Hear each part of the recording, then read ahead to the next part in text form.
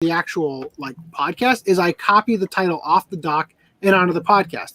I noticed it was wrong, fixed it today, and then right before going live, checked the Facebook doc and it was wrong again. So either somebody else is changing it or Facebook is periodically switching it back. I don't know. But it's been fixed. I wanted to address it. And getting into the news, I'm trying something new this podcast, and it looks like my camera's stuttering a little bit, so maybe it's not the greatest decision.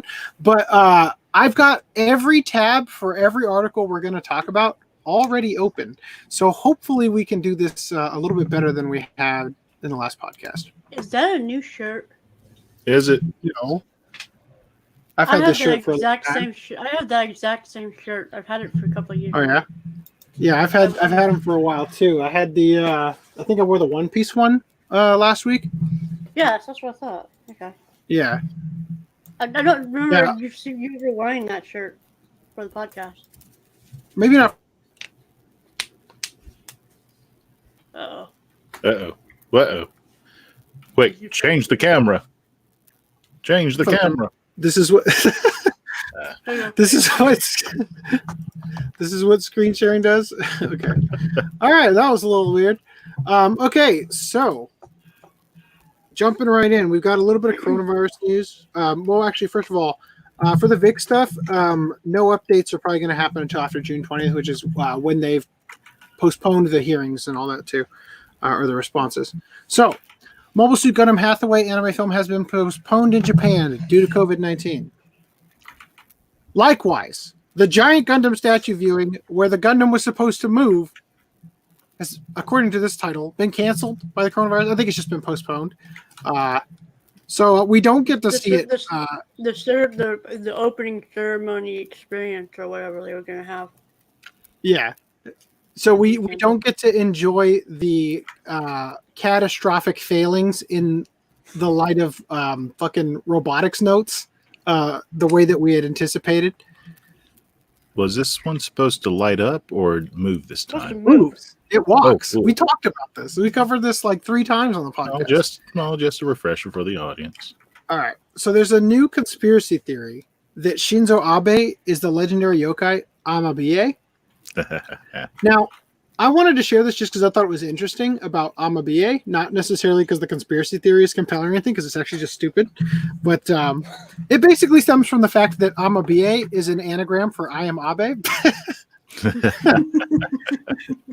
But basically, there's this old, like, long forgotten yokai. Right, so it says here, in early March of this year, an often overlooked traditional Japanese monster known as yokai became an overnight sensation for its purported ability to ward off epidemics. Named Amabie, it once told a human in 1846 that if an epidemic were to ever break out, then they should draw a picture of it and show it to as many people as possible to stop the spread. Now, I'll tell you right now, that yokai is pulling your fucking leg because he knows that if you go to as many people as possible, you're just going to spread that fucking epidemic, right? He is a chaos demon if I've ever heard of one. So anyway, Japan, a bunch of acclaimed manga artists and apparently also donut makers have drawn their own artistic renderings of Amabie for the thing. And then somebody said, I am Abe, right? Anyway. All right, so that's that for that. Thank you for your patience while I... That was fun. Synopsize that. Also, you want to take this one away, Reese? Osaka asked not to directly. What's up? I didn't read it. Oh, so I'm supposed to read it? I asked their opinion on things like, hey, is this worth covering? And your answer was, for the first time, see, because FDM's answer is always no, right? Because the podcast is long enough as it is. Your answer for the first time was an enthusiastic, that's hilarious, right? Okay, so while things return to normal in Japan with the pandemic, we're apparently still not quite back to Billy Ken foot rubbing stage of normalcy.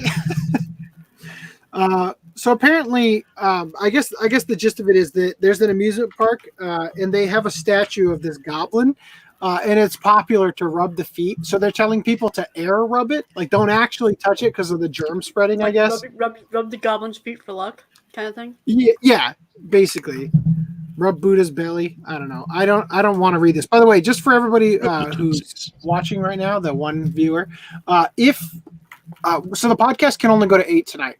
As soon as it rolls around 8 o'clock my time, which is about 3 hours from now, I got to cut it off because last podcast, even though I got off the podcast at a somewhat okay time, it was impossible for me to actually get to sleep right after it and everything. And so I had a heck of a day at work that week. Also, overtime is continuing the next week. So congratulations to me, and sorry for exhausted anime collector as a host.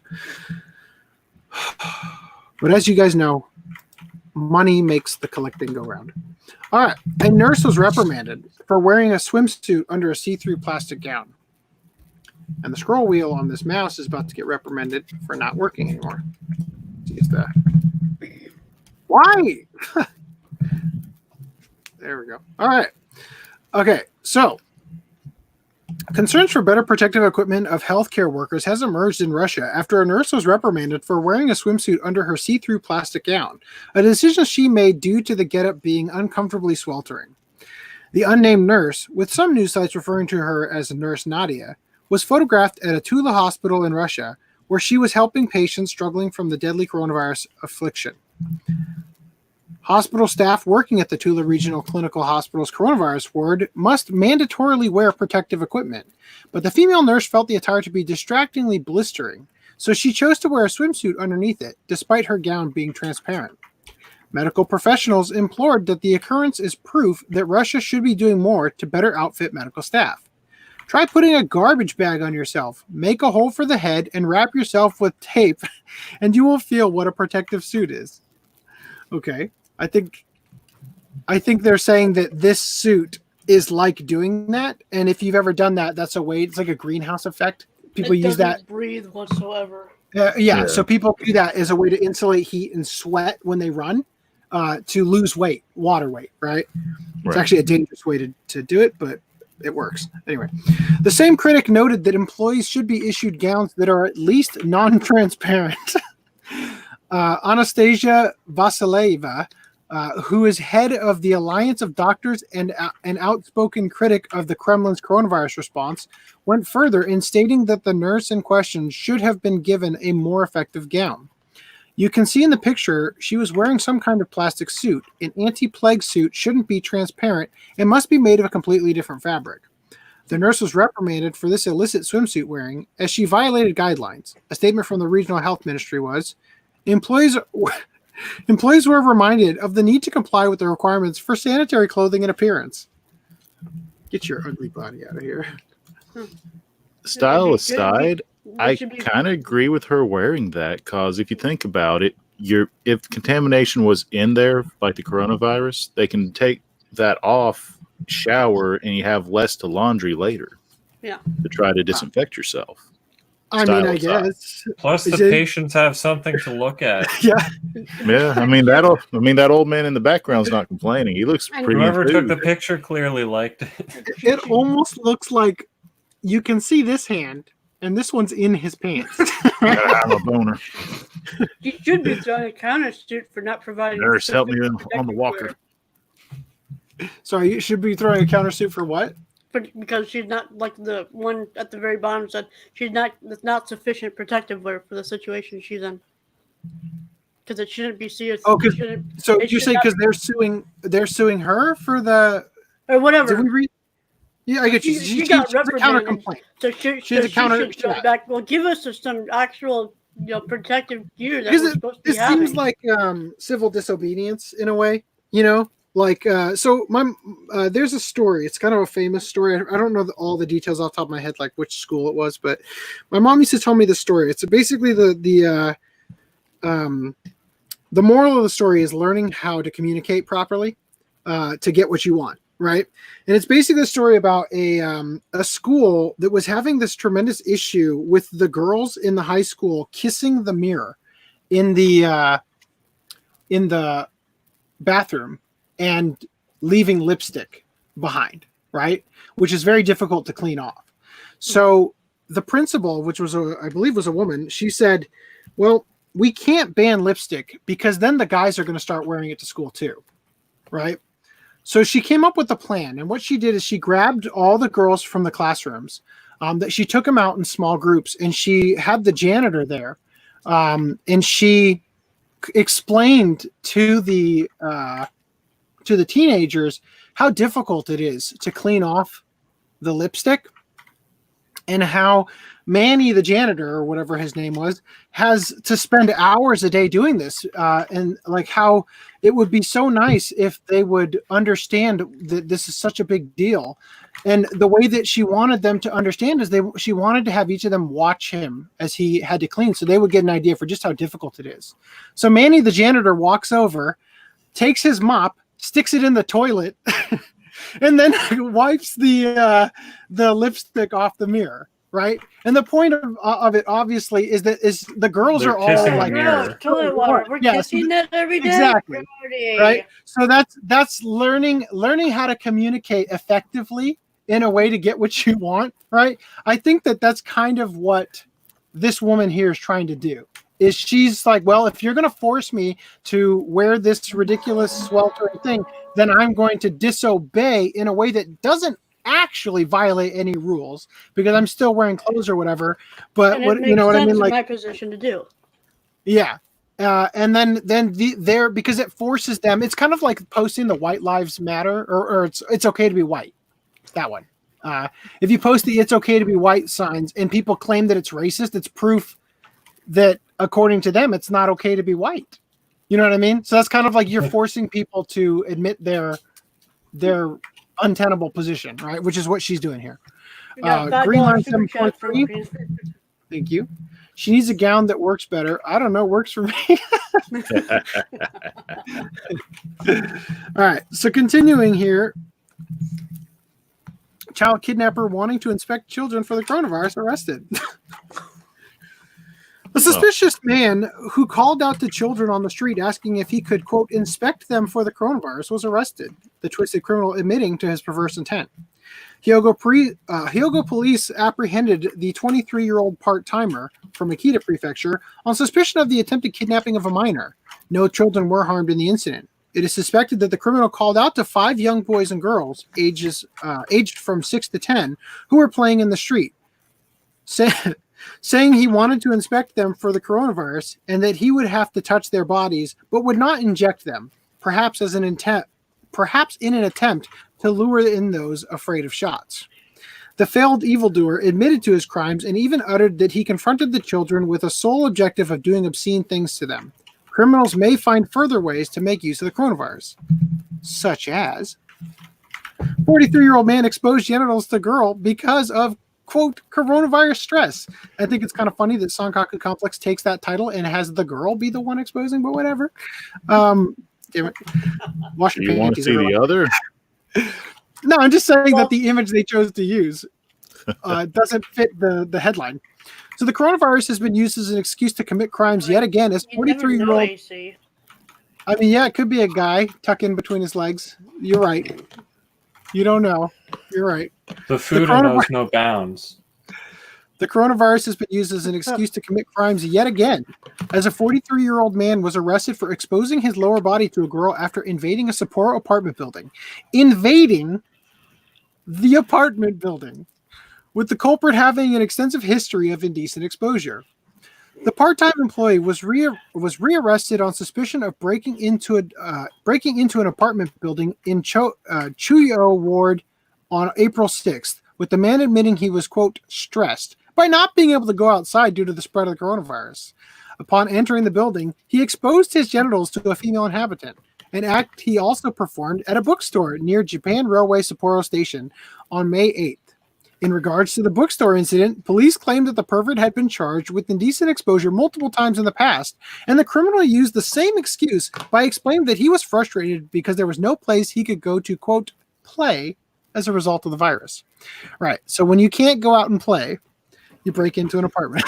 You go play somewhere else. Exactly. Seems logical to me. He's Also, still inside. Coronavirus. Monkeys escape with COVID-19 samples after attacking a lab assistant. Oh no, Planet of the Apes are happening now. One of the primates was reportedly later spotted up in a tree, chewing on one of the sample collection kits. So yeah, this happened in Meerut Medical College in Delhi, India. And the story is pretty much exactly what it said in the headline. A lab assistant walked outside, a bunch of monkeys mobbed him and took the samples and started chewing on them. In fact, there's video of the monkeys chewing on them and spitting. But then they claim here one of the monkeys was later spotted in a tree chewing one of the sample collection kits, the Times of India reported, adding that test samples from the patients had to be taken again. The undamaged kits were later recovered. The Meerut Medical College superintendent Raj, very unfortunate name, told AFP. So they were undamaged? I don't know. I don't know if the video shows that.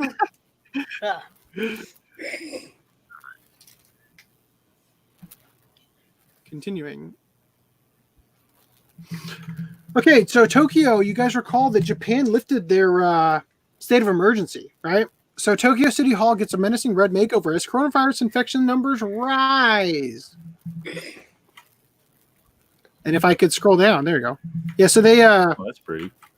They project lights on the building, and the lights all went out, and then it's just evil. That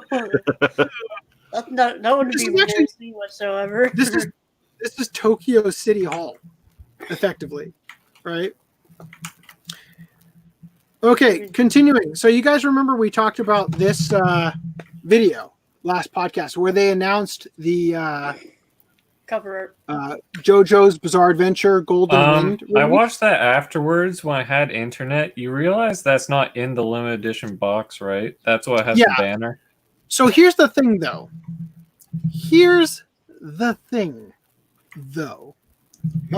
Turbo cringe. Allow me to switch. I thought this was a great video, actually. I don't like it. Allow me to open this in QuickTime Player because I downloaded this video. So you're pointing out that it's not in the set collection thing, right? No, because the Blu-ray case is out. Is it not? Okay. Yes. But there's something that you haven't possibly observed correctly. So let me switch this so I can go frame by frame. That is the new limited edition. There is no box. Aha! Watch what happens. Highlights. Oh, hold on. Okay. I don't want to get a copyright content ID over something like this. So watch what happens when he pulls this out of the case. I was dumbfounded when I saw this. Let me move this so you guys can see. The anticipation. So the JoJo cover that we're talking about here, it's on this Blu-ray, was added in post. Yeah. Back up. Yep. See it clipping through his arm? Oh my god. Yeah, it was added in post. So that's an image of the one on Right Stuff just put onto a Blu-ray case, a blank Blu-ray. Onto possibly a blank Blu-ray that he's holding on to. I like how they added that little post effect of it sliding around. And yet you can fucking see, Joe. You can see the thing through his hand. Their transparency on this mask is not set to 100%. Oh my god. So anyway, it gets worse when you look at the other side. Watch it like jump around in this next shot here. So here's them. I mean, I guess this would make sense because they don't have access to the actual set this early. Yeah, I wonder if they did this and then Viz it almost seems like it was like a contest and then they won, so Viz had to go in and post effect change it to get to be featured on their thing. I don't know. It's really weird, but look at how much the background of it jumps. You see that shit? Bouncing all over the place.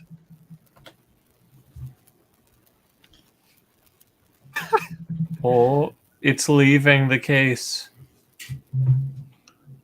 Anyway, so yeah. Now, about that, I don't know. So you say it's not the limited edition. Well, Shit, I don't know because It's the limited. It's the limited superimposed on a edition. Blu-ray case. It's the limited edition superimposed on a normal Blu-ray case. I mean, at least in both results, we can confirm this is not the final product. Thank Hopeful. God. So here's what we can do. What can we do? And I'm going to invite everybody to do this. All right. Here's what we can do. So RHYS, I didn't tell this one not to suspend. RHYS shared this with us. As soon as it loads, it's the contact form on Viz's website. Dear God. Okay.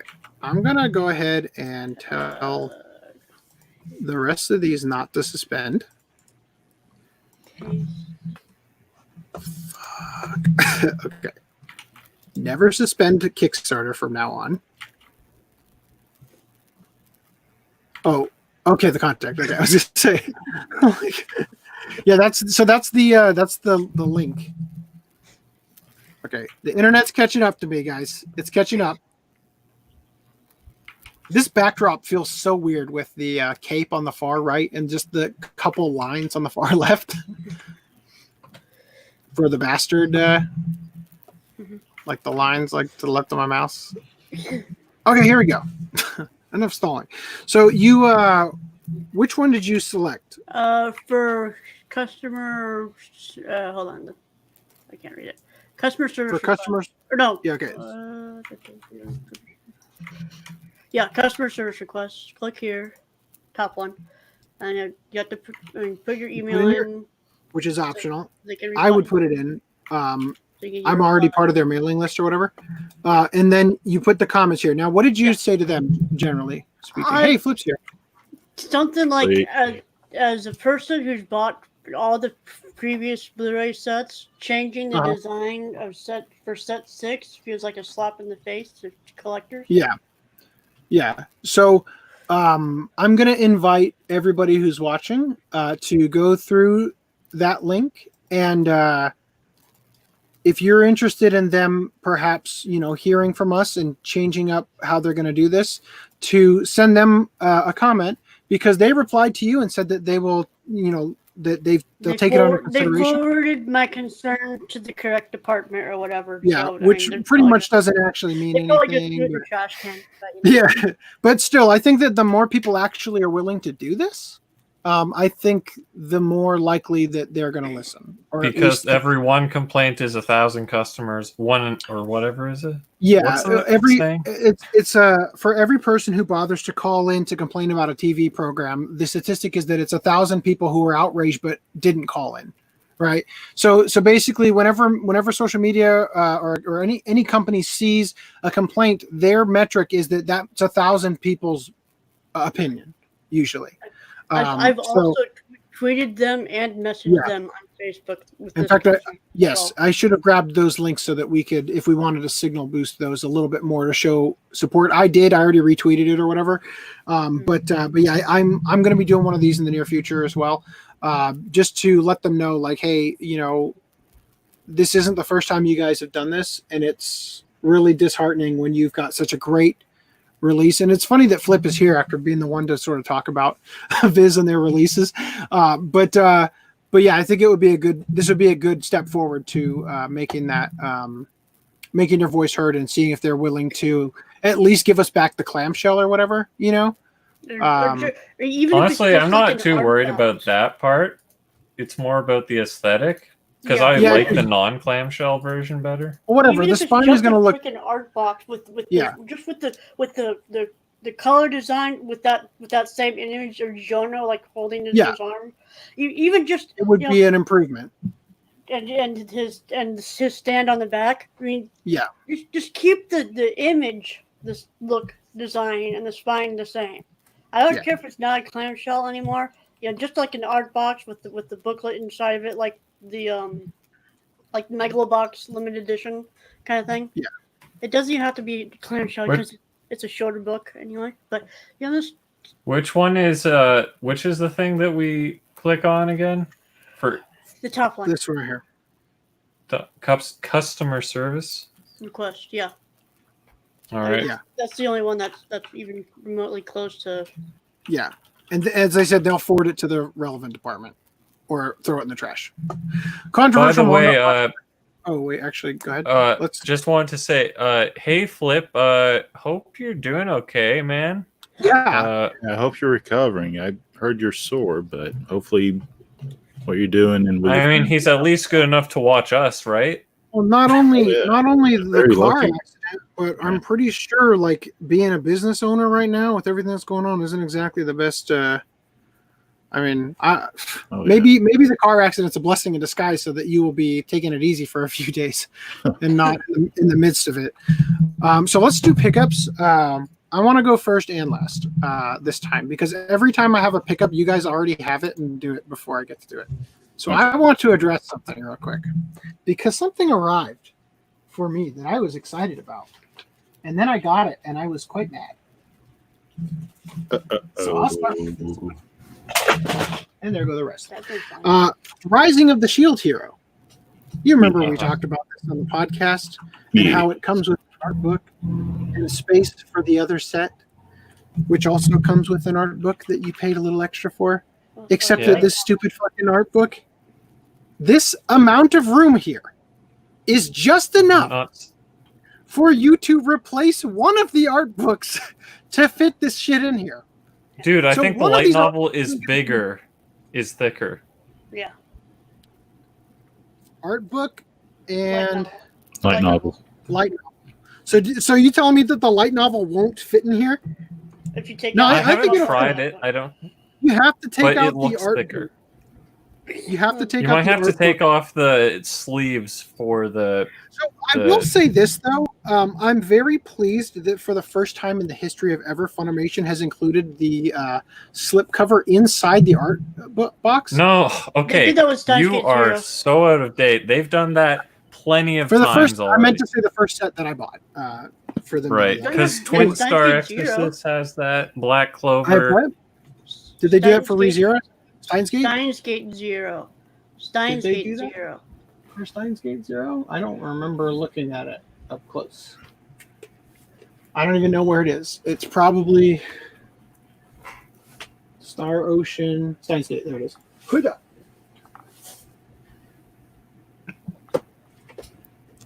No, they didn't. Mine did. Cucked. Let's check mine then. I don't have Psychopaths yet. I only have the movie. We're talking talking about about Steins Gate Zero. Oh. That's great that you don't have Psychopaths, but we're not talking about that. Okay. I mean, Well, I you guys would want I would have showed you mine, but I threw the slipcovers away. No worry, Reese. I don't I got like having mine. slipcovers in the art You box. could have sent it to me. Bastards. Steins Gate Zero. Unless you're talking about the original Steins Gate that you, if that's what you just showed, No, I had because that one didn't come with whatever. Okay, so you guys want me to go through the rest of my pickups, or do you Go guys for it. want to do it and I'll come back to it? I'll just Go through your pickups. You started. Continue. So, Lightning round. City Hunter Season 1 Part 2. Wild and Boom. tough. Well, Augie. mine is delivered in Kentucky.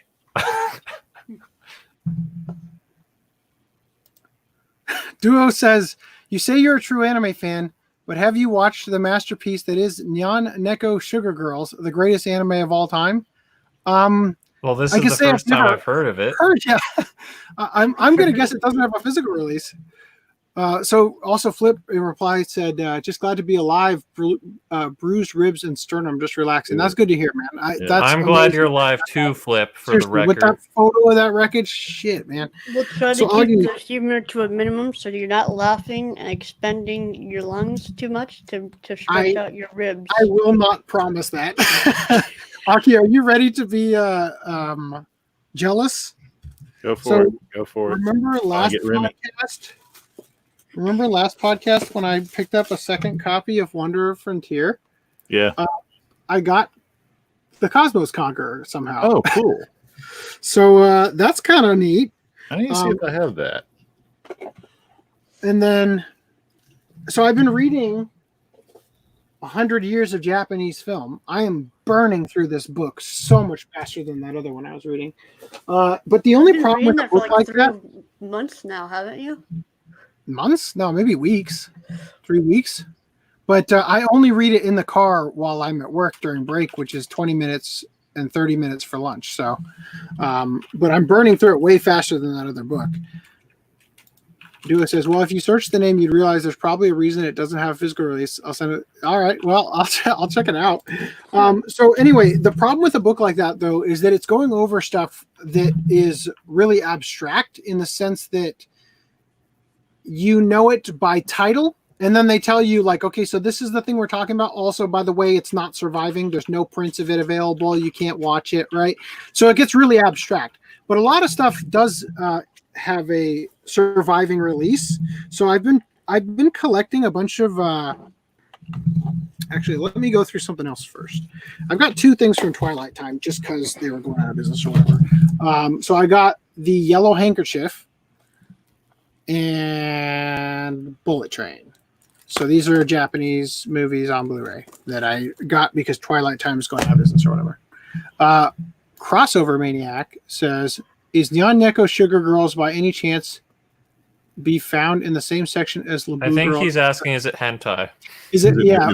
No, but is it see, because Princess 69 is a very specific hentai that I wish I had never laid eyes on because it's horrifying.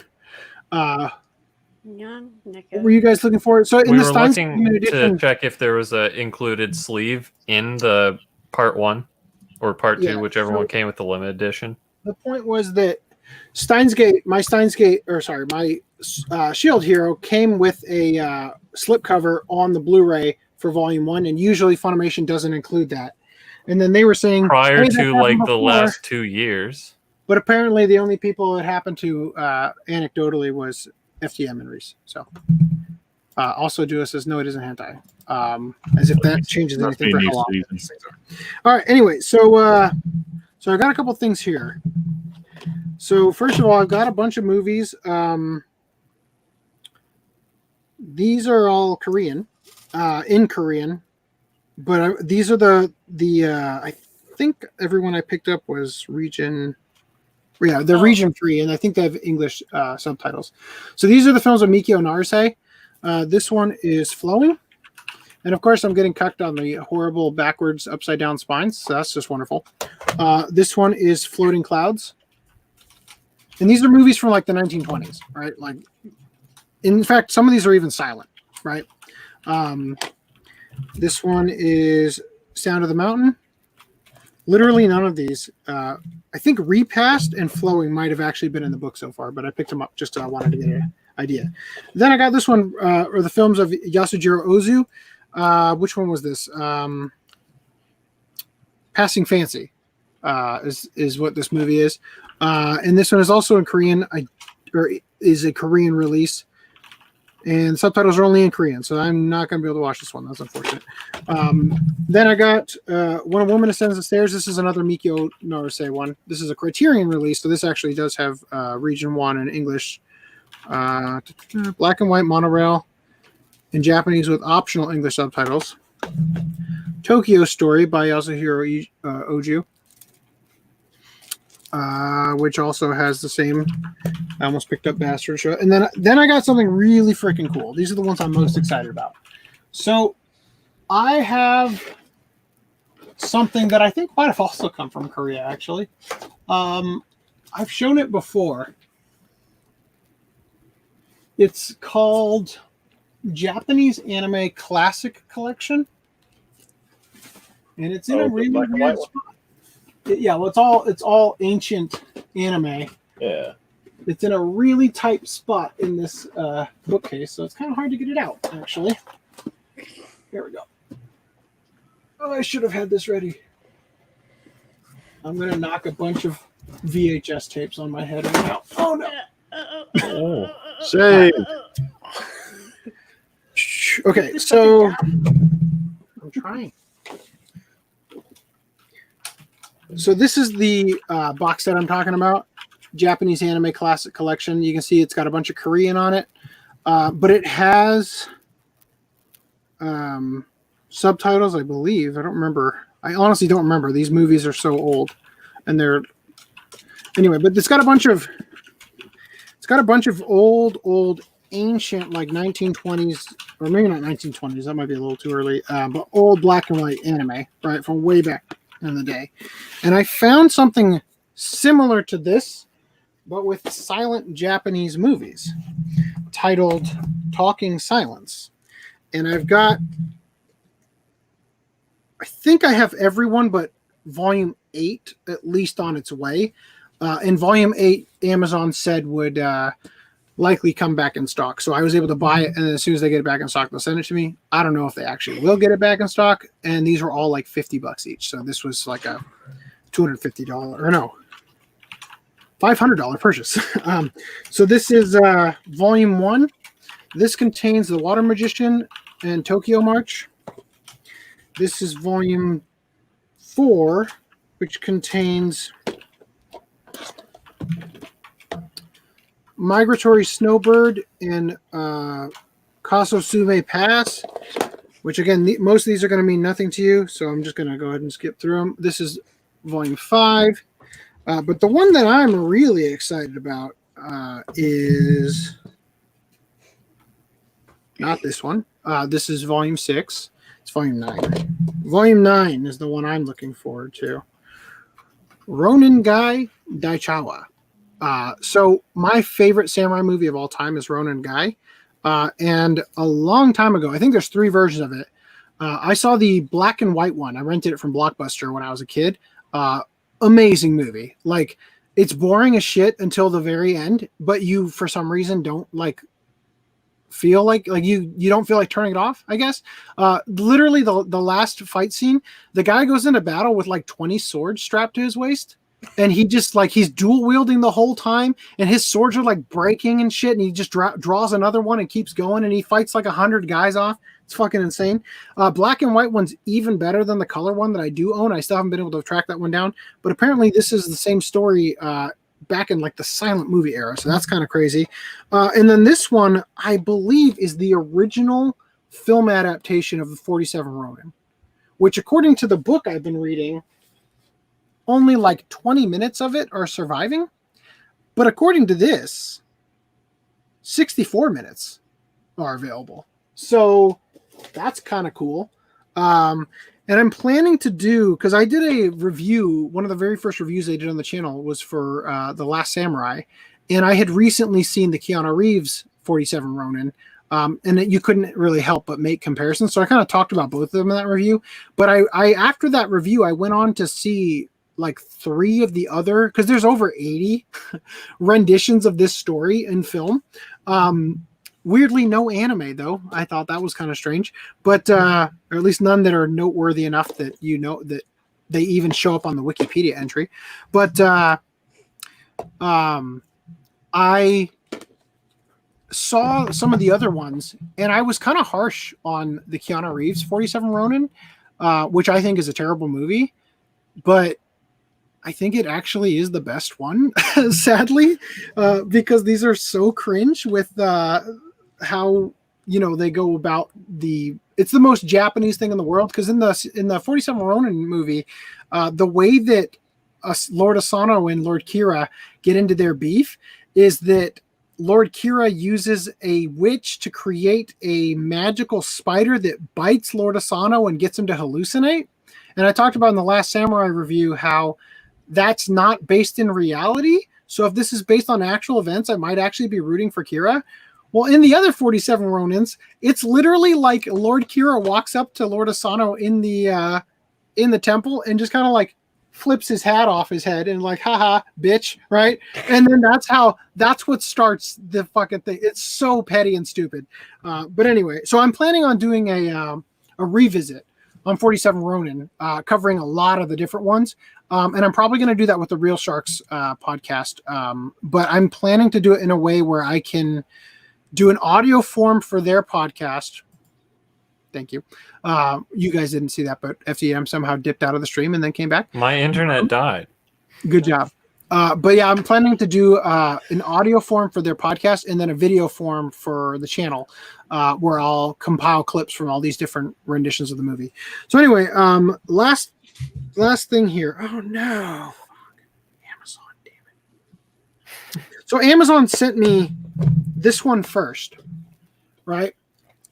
In a bubble mailer, of course. So it's all sorts of junked up. Of course. And then I request a replacement, and they send me this one, which looks pretty good. But there's a fucking weird dent in the spine. You know, the spine, the thing that shows up in your bookcase. So that's fucking wonderful. I think they only had 2. So I don't know if I can get a replacement again. But we'll have you could probably replace the case and at least the plastic layer won't have the dent anymore. Yeah, I mean, exactly. The one that is broken, I could probably replace, but I was worried that it might be a weird case, set up. So I just thought I'll let Amazon handle it and I'll send them back the junky ones. Oh, and then the last thing I've got here, something I wasn't expecting when I went to the mailbox today, the mangaka, A Sketch of Life in Tokyo Kickstarter sent me my rewards, which was this manga signed by Ryoko Iwabuchi, I think is what that says, because it's hard to read the writing. Anyway, so yeah, Iwabuchi anthology on the back. So I think there's actually more to it. I think these might have been the rewards that were like of an existing thing, and then the shirts that they put out together like real quick, and then the rest of it's probably still in development. I don't know, because this feels very unsubstantial for something I would have backed on Kickstarter for some sum of money. Anyway. That's it for my pickups. If you guys would like to take it from there. My internet is connected still, right? Yes. We don't know. Okay. Show us your face. Whoa, 1 sec. I gotta grasp the pickups pile. Okay, so you want to address that one? Yeah, I was just about to. So I've been collecting for maybe... What is it, like 18 years now? Do you have a year in mind? Since like maybe 2003. Since So that. I guess 17, 18. 17 years? Anyway. All right. So this pickup's a bit late. I got Seraphim Call. How many months ago was that? Oh, no. The thing is, I originally did get this from a third-party seller a while ago, but when I got it, it had all that water damage and stuff. Oh, right, yeah. So I sent it back after so much pain, but they finally did refund me. I just got it because I got this all from not all of it, but most of it, like 10 of these items from a Facebook seller. And that happened to be something they had, so I'm like, okay, I'll just pick that up while I'm buying this stuff, get it over with. Then we got Marriage. I've never heard of this. Oh, is that I just it's a statistics lesson? What? Is that going to be our watch club? I don't know. It could be. I'll spoil it. It's the 1996 Marriage Statistics of Japan. Well, what is it? I got it because I've never heard of it, and I'm like, I don't know. This could be like an old one that's worth money. This one, I think is worth a bit because I guess Sentai stopped producing it. Like they never reprinted it or anything. Neo Angelique, the complete 26 episode collection. And honestly, Reese, I can use those frickin' one of those fat packs you sent me because this is one of those stack packs, but it has 5 discs. But the 5th disc is a bonus disc, so I'll put that in a little external sleeve and just toss that in there. I'd rather that than a stupid... I'd use those for something that's exactly 4 discs. I know that's 5 disc, but I'll just make do with I'm pretty sure you got plenty in the collection. Yeah. So that Neo Angelique is going to get another release from Sentai in the future that is going to invalidate that one. Maybe, but the thing is, I got that for like $20 because the person selling it couldn't find a reference online because that's how hard it is to get, I guess. I don't know. I saw like some prices upwards of a couple $100. Oh, wow. And like obviously he's like, oh, it's all stupid pricing. I can't get an accurate thing. How about $20? So I'm like, okay, sure. Now, this next case I hate more than the stack packs.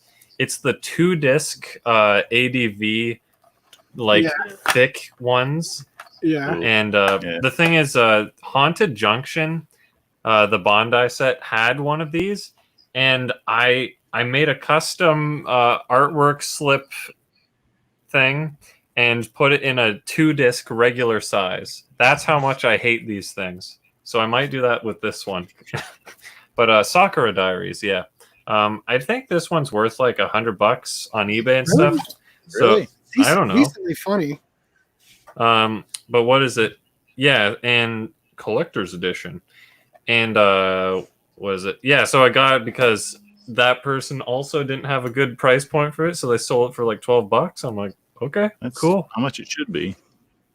I don't know. I'll take it.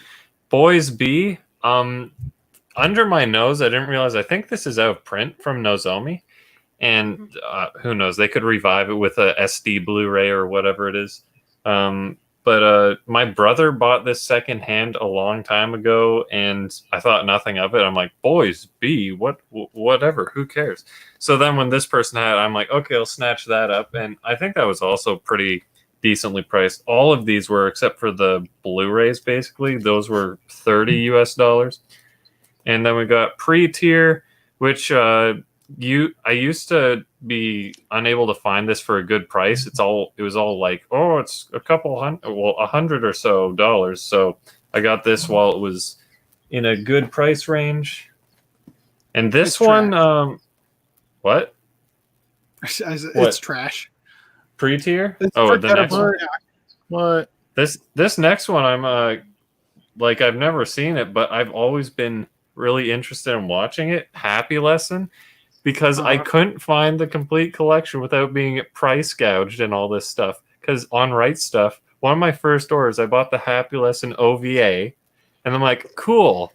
And then I'm like, wow, I can't get the actual TV series. So this has been a long time in the making, and I'm very happy to finally have it. I like tearing up. Yes.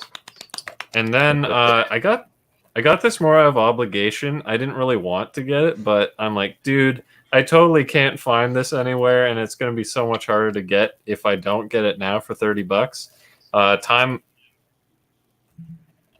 of Eve TV series. Oh, this is we could do that for a not a TV series. It's the ONA. It's the ONA. What is that? Sorry, the ONA series. Original. It comes with like 3 separate slips, like the HAL limited edition from Funimation. That's cool. Which is kind of interesting, I guess. But the thing is, it's kind of annoying to store. For it, yeah. Because you just kind of put.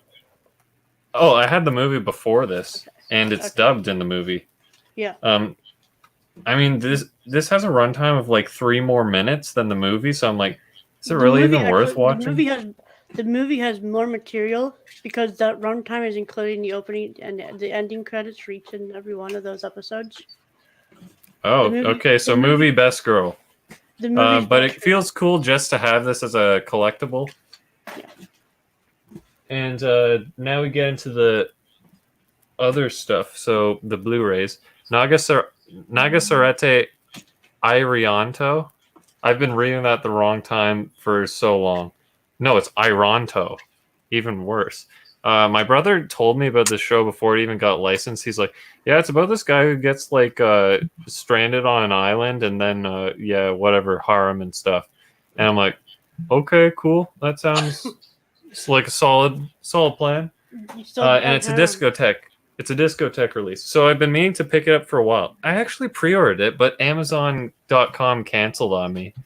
So, I finally have it, and it's a discotheque. My disco cucking streak is over. And who knows if I'll get the Florida package or whatever, the one that's in Kentucky right now from the eBay. Then we got Rascal Does Not Dream of Bunny Girl Senpai, the limited edition, which you don't get in the U.S. because reasons. And it's pretty cool. No, it's from the UK, but it's an Aniplex show for like 150 USD or something. Yeah, you but said I got this for like 50 you don't pounds. get in the U.S. because of reasons, and I said the reason was Aniplex. Oh yeah, because Amplex, because they don't feel the need to give you a premium product for the premium price. Oh, yeah. And then we got what Brad showed. We got Shield Hero, which thankfully didn't come with any damage. And I really like the, what do you call it? I guess I'll call it the foiling, the usage of the foiling. It's and called everything. It's a UV nice spotting. The UV spotting. And shiny. it's rated PG in Canada land. And I got both parts. And yeah, I've been watching it. And episode 21 has the funniest thing ever in it with the execution thing. That was so funny. We will do that as a watch club in the near future. Near future. As for that, that's all my pickups. Unless you want to see my Steins Gate again for proof that I have Did you get Slayers or something? Yeah. Oh, RHYS is right. I did get Slayers or something. Let's show us that Lena Inverse style. So, well, RHYS, I have to know. You know the super fast. You know the super fast clapping. Yeah. Yeah. So the super fast clapping. You know how we joke that it sounds like jerking off. That begs the question: if you had a bunch of guys beating their meat in an auditorium, would it sound like clapping? One-handed clapping. There's a whole different reason for that. Okay, a round of applause. So then we got from our Lord and Savior RHYS, because at the time shipping was crazy. It would be like $25 USD per Blu-ray, but RHYS just got them, and then he sent me these items. So we got Slayers Revolution, and then Slayers Evolution R. Okay, whatever that means. These say they're upscaled. It says SD remaster. So I'm sad that there's like no native HD Slayers in North America apparently, but I mean they look pretty good. So yeah, that completes Slayers for me. For all of this, actually no, we've gotten everything over here, haven't we? All the OVAs, all the movies. That's all. Yeah. Yep. Just I got it all now. I'm just waiting for Funimation to A, re-release the OVAs and movies, and B, release stuff on Blu-ray, because Japan has all of this on Blu-ray. And yeah, that's it. Thank you. I know that Mike Toole wants to get the Slayers TV series and make a HD upgrade or HD copy of it to release. That's one of his dream releases. So for me, there's more live action than anime. So a little live action at first and live action at the end. So what we got first is Ultraman Orb, the movie. Good twist and a little how do you do. Better not mispronounce any of these because Flip is in the audience. I know. Then we have Brave Storm, which is Red Baron versus other mech I don't know about yet. Iron King, was it? Red Baron. Maybe. No, was Iron it King. Red Baron versus Iron King? Was that what it was? Red Baron. If that might be Iron King. Please correct me in the comments. I don't know. By the way, FDDNM Greenline 743 says season 4 and 5. I hated those. Please elaborate. Season 4 and 5 should just been called season 4, but oh well. Please elaborate, Greenline. I haven't actually watched any of the Slayers, so no comment really on my opinion. Yeah, after I bought those, I looked for them online on Amazon. It was like the one that I could find was like $80 or something. Yeah. For the combo? Oh god. For Slayers. I can't remember which season it was. So, up next, last week I revealed I got one of these, which I think is Testament New Devil of Sister New Devil. I got volume 1. Now I got volume 2. Ha ha. Turn to the side. Turn to the behind. Shake the boost. Nice spine. By the way, that seems to definitely not be Iron King. Oh yeah, here's the other side. So, because this is Iron King. And unless he looks way different later, that ain't him. So up next, I got this thanks to Mike Tool's 400 mini clips. He mentioned 5 centimeters per second. So this time I got the Bandai release. I used to have that release. What did he say about it? There's 2 different dubs, and apparently the Bandai release doesn't have the old dub. With the Senkai collection from ADV should look like the first 3 right here. Apparently, this one was not supposed to be released, but I ended up getting it. And somehow there's a different dub between these 2. And I have yet the chance to test if both dubs are included in the Discotheque release. So Discotheque release has the Bandai dub. Okay. Does it have, the Bandai dub is bangs both? Why wouldn't they put both on Discotheque's release if Discotheque is always putting both on everything? I don't know. I know for this one, this is the first Crunchyroll release, so it might be something to do with their licensing. Yeah.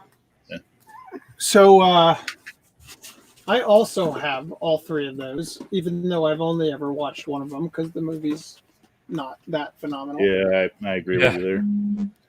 Oh, yeah. And because it took me the beginning of the Corona stuff till now to get this, I finally got me some Detroit Metal City live action. And I paid $5 just for a 2-month wait. Congratulations. Yeah. Oh. And because someone in one of the collection groups got it, and I don't want it to go away, I got 20th Century Boys 1, 20th Century Boys 2, and a previous rental copy of 20th Century Boys 3. All together, finally at last. I can probably upgrade this later. Yeah. But do you have live action Honey and Clover? Are you talking about this Honey and Clover? Ooh. I am. What about what's the table one with the flipping the table? There's more. Viz has like a lot of them that are like stupid. I don't have all of Viz's picture releases. I don't even have Death Note. Shame. So Greenlight 743 says Revolution and Evolution R are boring, not to mention feeling super childish. I'll have to keep that in mind when I watch them eventually. Players age range for it 6 to 13 typically, even though it feels like it's for everyone anyway. So who's next? I think RHYS is next. I thought you had more. No, that's it. RHYS, show us your RHYS pieces. Share screen. I just have the one thing. Where is it? It's this one. Yep, that one. Show. That's it. This is all I got. I got. It would be awesome if you could drag that out just slightly longer. I got Shield Hero Season 1 Part 1. Like 4 days after I got Part 2. So. Yeah, that was kind of weird. Right Stuff sent them to me in 2 separate boxes, but they arrived the same day. All right, and then also I want to make a note of where are you? There you are. Danny finally received all of my fairy tale set. Cool.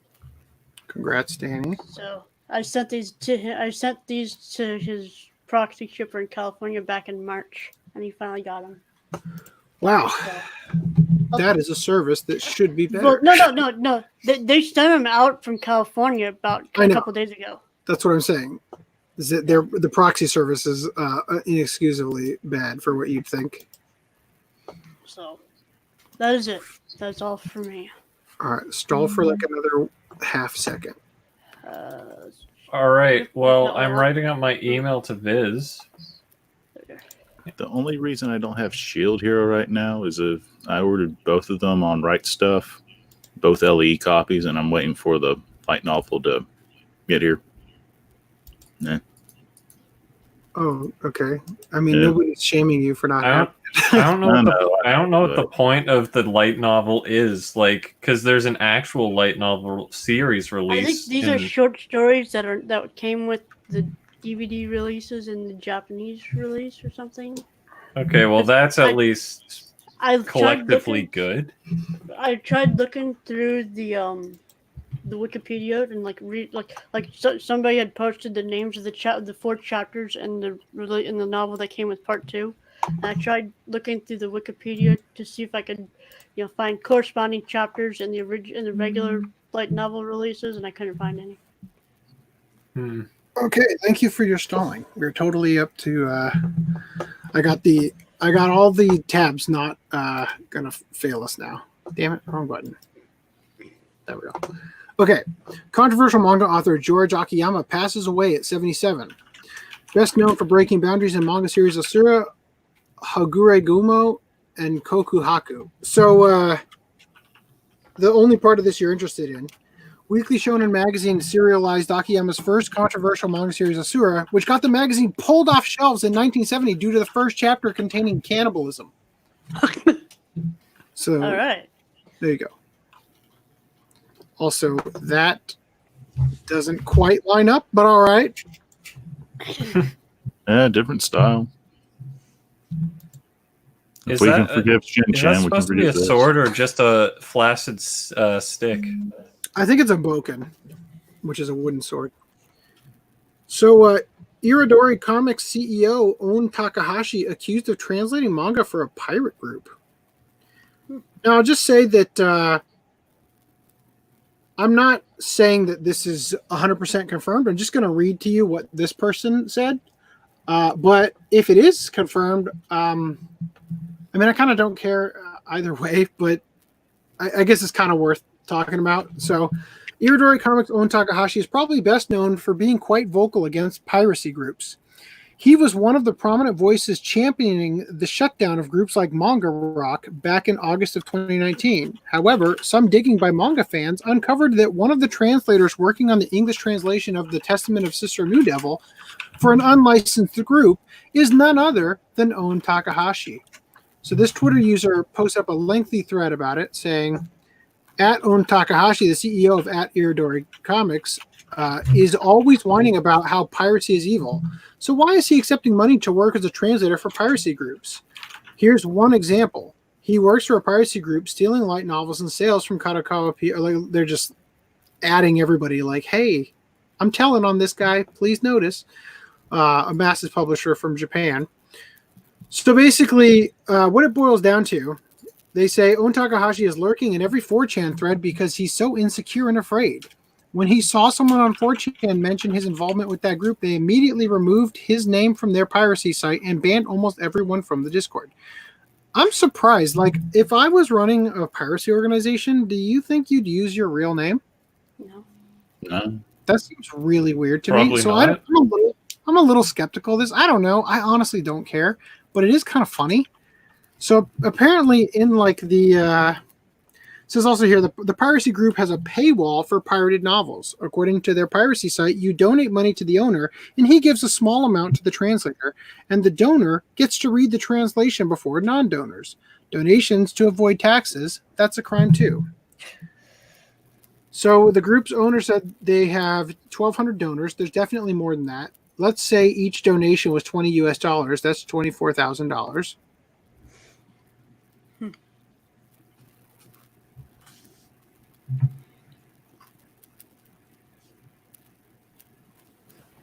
That's a lot of money to give to a translator for a little bit of text. I mean, I don't know about that. If these are novels, that's probably a lot of text. Don't you think? Oh, yeah. But I don't know. Are these light novels or are these? I don't know. I don't care. Got a strong feeling that the owner keeps. I meant to say visual novels a second ago, but got a strong feeling that the owner keeps 90% of the money for himself too. Blah blah blah. Anyway, so there's a whole thing here.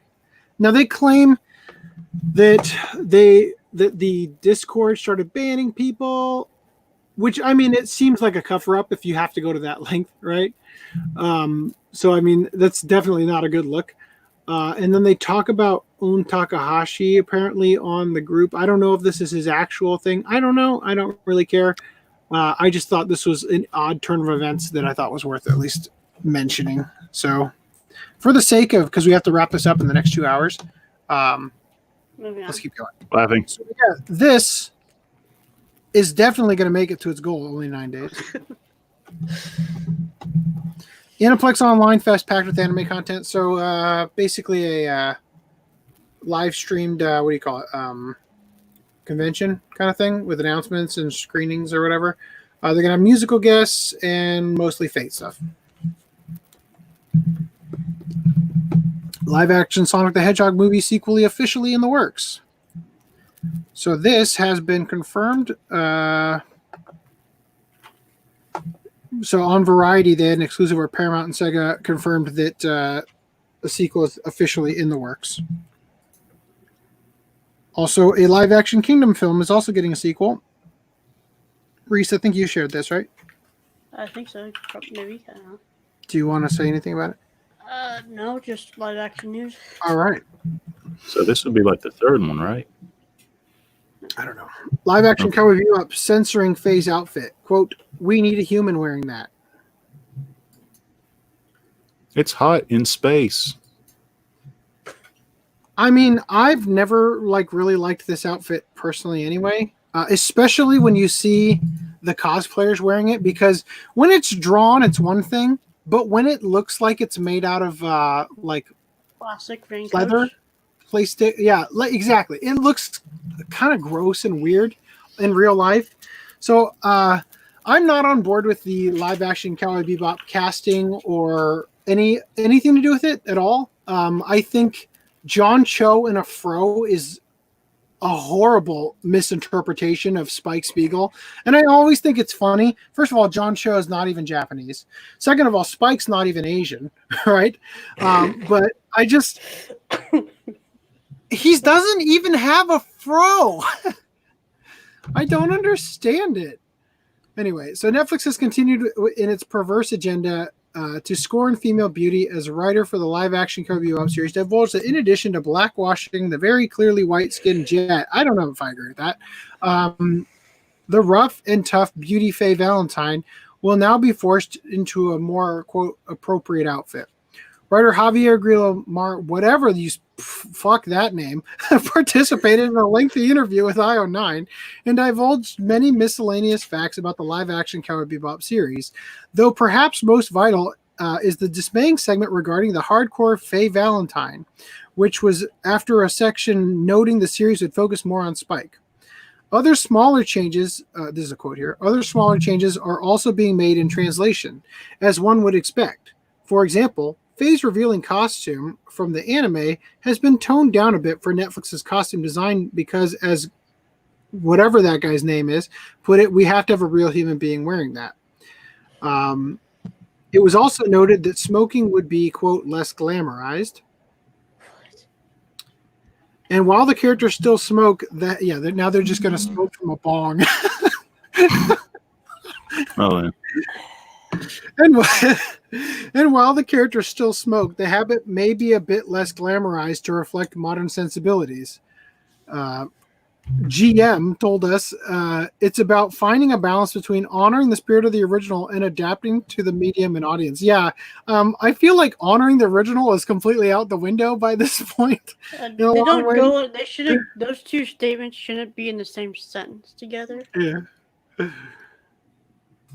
If they do smoke in the bong, technically the Indian character was smoking that with a PlayStation in the background, but Okay, that's called a hookah, not a bong.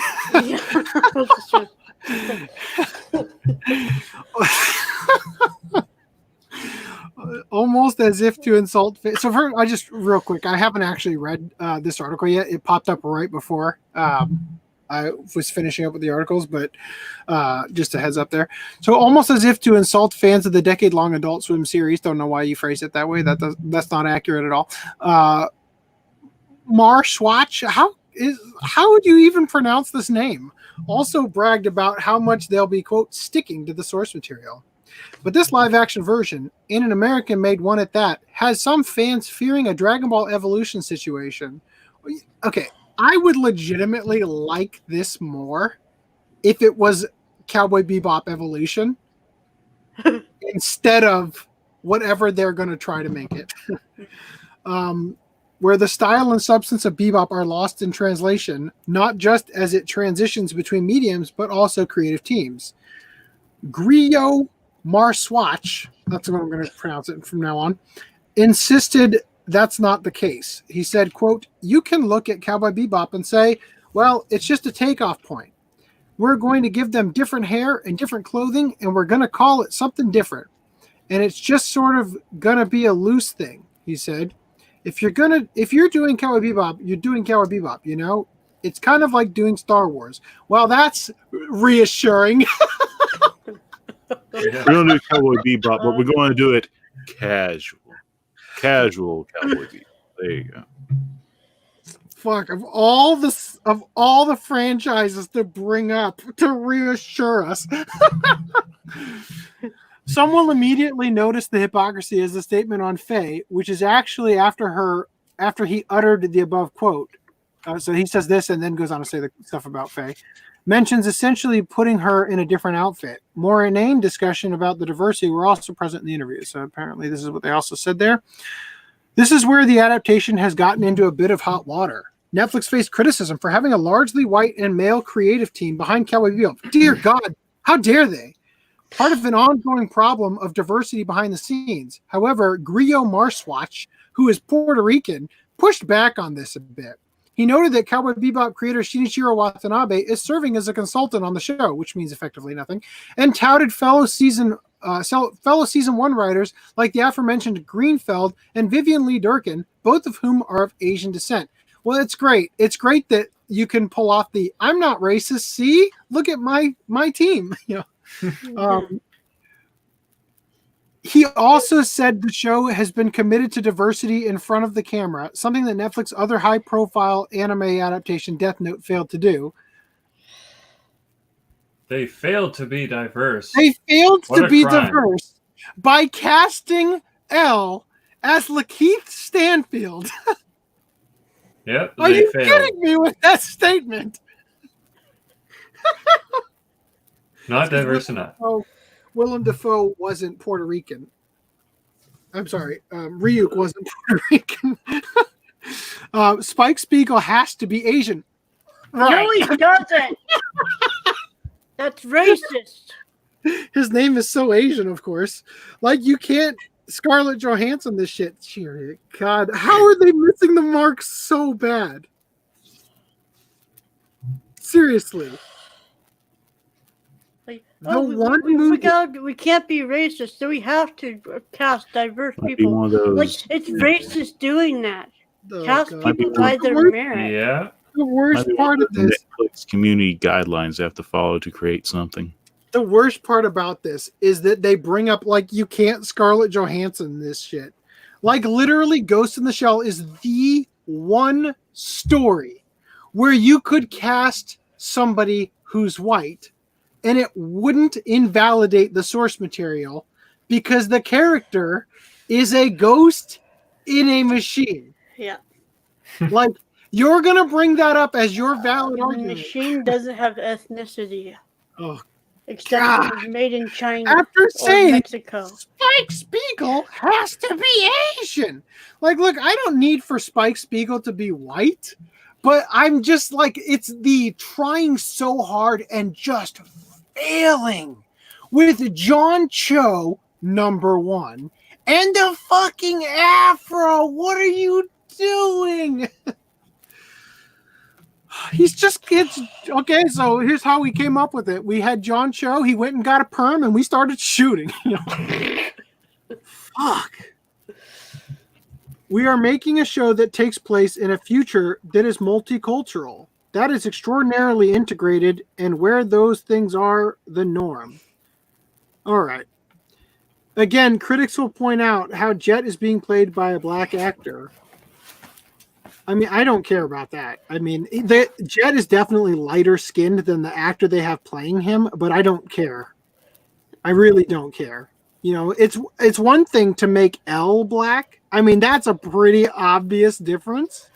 But even then, I thought Lakeith Stanfield was great. I thought he was great as L. I didn't think he was L, you know, but I thought his character in that movie was great, and I thought they did a great job on the live action Death Note because I'm able to distance it from the anime as being complete. That seems to be the only thing you actually seem to point out that you like about it, though. You don't say it was amazing because interesting specific thing happened compared to the other. Wait, what do you mean? Well, what's the thing that I point to as being that I like about it?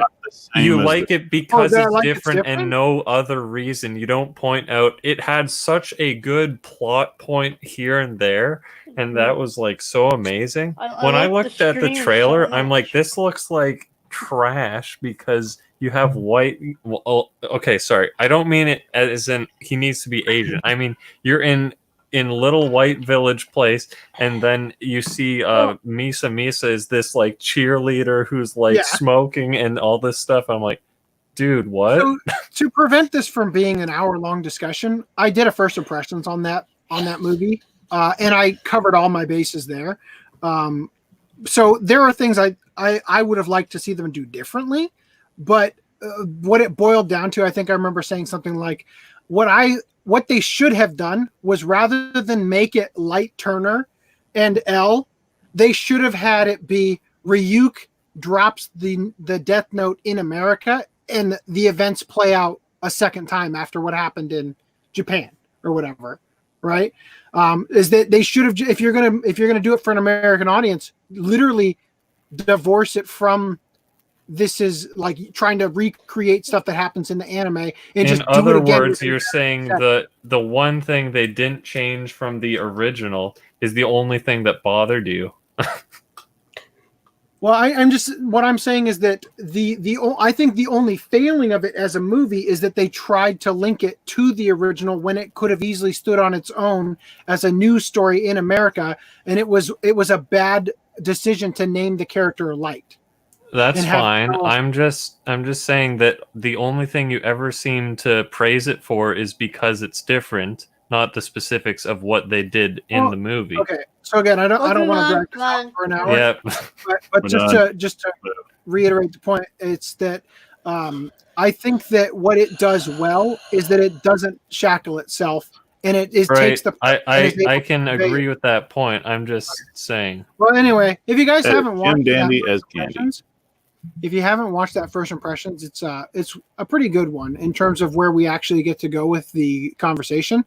Because Duo and I had an issue at the beginning where our connection got really bad, and we ended up watching the movie a second time and then coming back and doing the rest of the First Impressions. And I think we address a lot of cool stuff there. Anyway, again, blah blah blah. All the changes are standard when it comes to the corrupt Western agenda of spiting feminine beauty, censorship, and forced inclusivity. Though the most degrading thing of all is that original creator Shinichiro Watanabe perhaps had no issue with these changes. The entire interview is available online now. I don't think he has anything to do with this other than he got a fat sum of money to let them say that he's overseeing it or producing it or whatever they said. But that's just me. We'll see what interviews are on the definitely never going to come out Blu-rays. So WTK says Cardcaptor Sakura is now streaming on Netflix. So that's cool. Also, boy, I fucking hate that this is basically Facebook now with how this stuff loads. Doesn't this look exactly like Facebook? Yeah, kind of. I always use mobile though. Sakura. Like this is what it looks like when you have media, like a video on Facebook, and you click to go full screen. It does this thing with the side.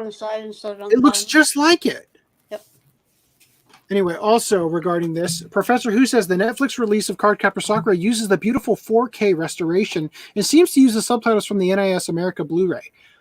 So I don't know where he got that information, but that's pretty cool if they actually did that. He says also one nice touch is how it defaults to Japanese audio with English subtitles.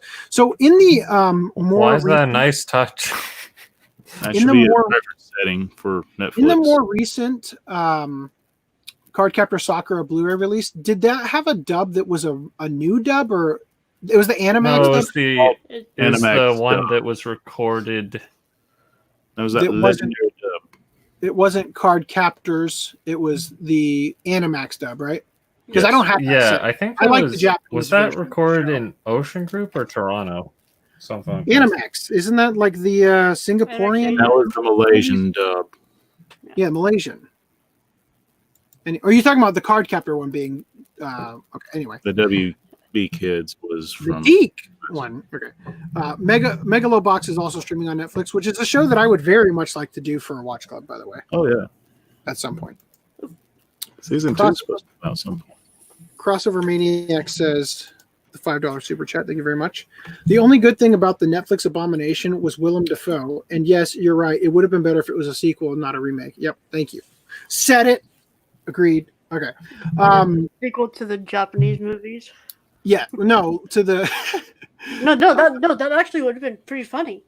Yeah. Have it be a sequel to the Japanese movies. Show like maybe some news footage about the Light Yagami. I can't remember his name. He played in Battle Royale. You know, I'm a gay. his character and the other L maybe making some kind of a TV appearance before he died, and then just carry on for like have it be 10 years later or something. Even still, yeah. So I think that this is the problem, is that they tried to pander too much to fans that weren't going to want to see it anyway because of the casting choices and stuff. But again, I don't want to get too far away from Yeah, Retro Crush. I'm trying to click on his comment to make it go away again. Can you do it? Because it's not working for me. Thank you. Get rid of it. Okay, Retro Crush adds Story of Sainoku. Sainkoku, rather. Which, by the way, Sainkoku has the same composer for the music as 12 Kingdoms. Amazing soundtrack. Bye, FDM.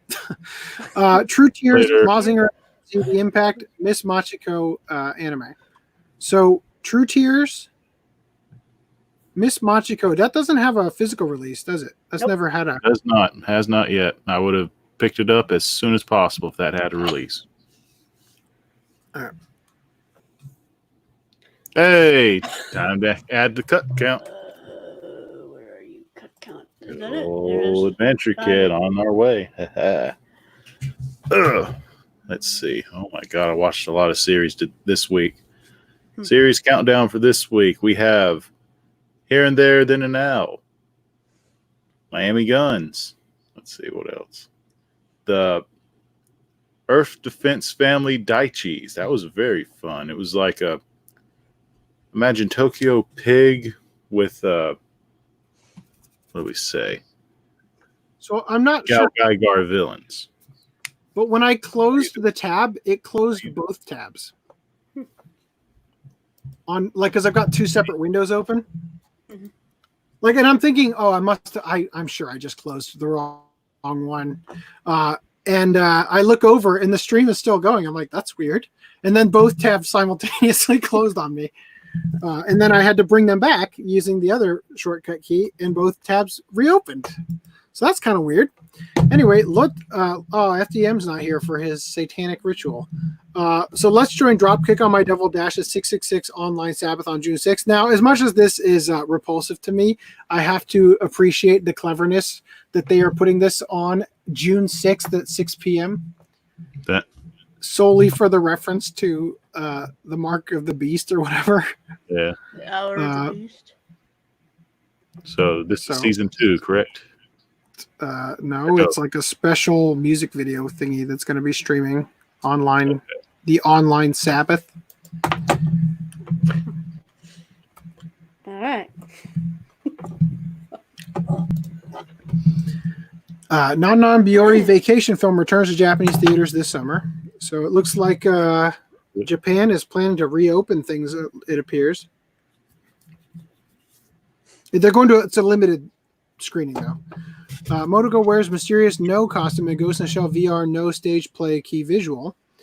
The VR No recreates a virtual reality space on the stage using various cutting-edge technologies which audience can experience without 3D glasses. So I'm assuming it's thin planes of glass that they're projecting stuff onto, but yep.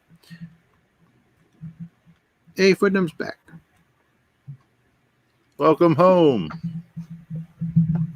Don't worry, I'll get him. There you go. Thank you. Studio Ghibli's first full 3D CG feature, Earwig and the Witch, my internet's still bad. To be aired on the NHK this weekend. Sorry, this winter. That's not this weekend. This winter. So, well, there you go. All right. So this is based on the same a book by the same author as Howl's Moving Castle. Mm-hmm. And although they're using this image, I don't think this is indicative of what the character is going to look like in the Ghibli version, because this is the Japanese version of the book. This is the English edition of the book, and this is the Japanese edition. So I don't think that that's necessarily what they're going to look like, but maybe. It's going to be full CG, just like Ronja, the Robber's Daughter, or whatever it's called, mm-hmm. Which I think Goro Miyazaki also did that, right? I think so. Okay. Get Catty in new trailer for upcoming Studio Colorido anime film A Whisker Away. So, Cat's going to probably die at the end. You know how these go. Yeah. No sequels. The owner plays a violin. Check out the PV for locally made anime, The Legend of Super Normal City Kashiwa R. So there was a campfire crowdfunding campaign for this. And basically it is a extremely low budget anime with very limited animation that takes place in this city and talks about like features like businesses and stuff that are in the city. So as you can see, it's so high quality. They spared no expense. Damn it, loud. They spared no expense. For real this time? Okay. Do you guys hear Just me? in time. Yes, we can hear you. Okay. I like so the circles. Yeah, before I got disconnected, the thing about Cardcaptor Sakura, Nelvana had a dub that apparently dubbed all 70 episodes. I don't know if that's the dub that we got on discs or if that was the anime. I think Nelvana was the one that was aired on TV in the US. Yeah. That was edited. Nelvana's Deke. Yeah. And that was edited. So that one didn't have the full 70 episodes or even every part of every episode. It had the majority. My internet was cutting out there, but if I'm still connected, my Wikipedia says the series, or sorry, what is it? All 70 were dubbed by Nelvana, it said wherever I was reading. Yes, but in a censored way. We're going to skip Kashiwa R. Production IG works on BEM Become Human anime feature film. For 2020 release in fall. Kind of looks like Devilman. Aren't they your head, man?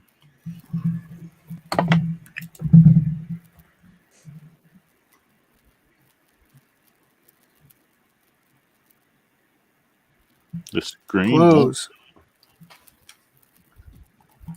I love how when FDM's connection gets bad, we can still hear him perfectly fine.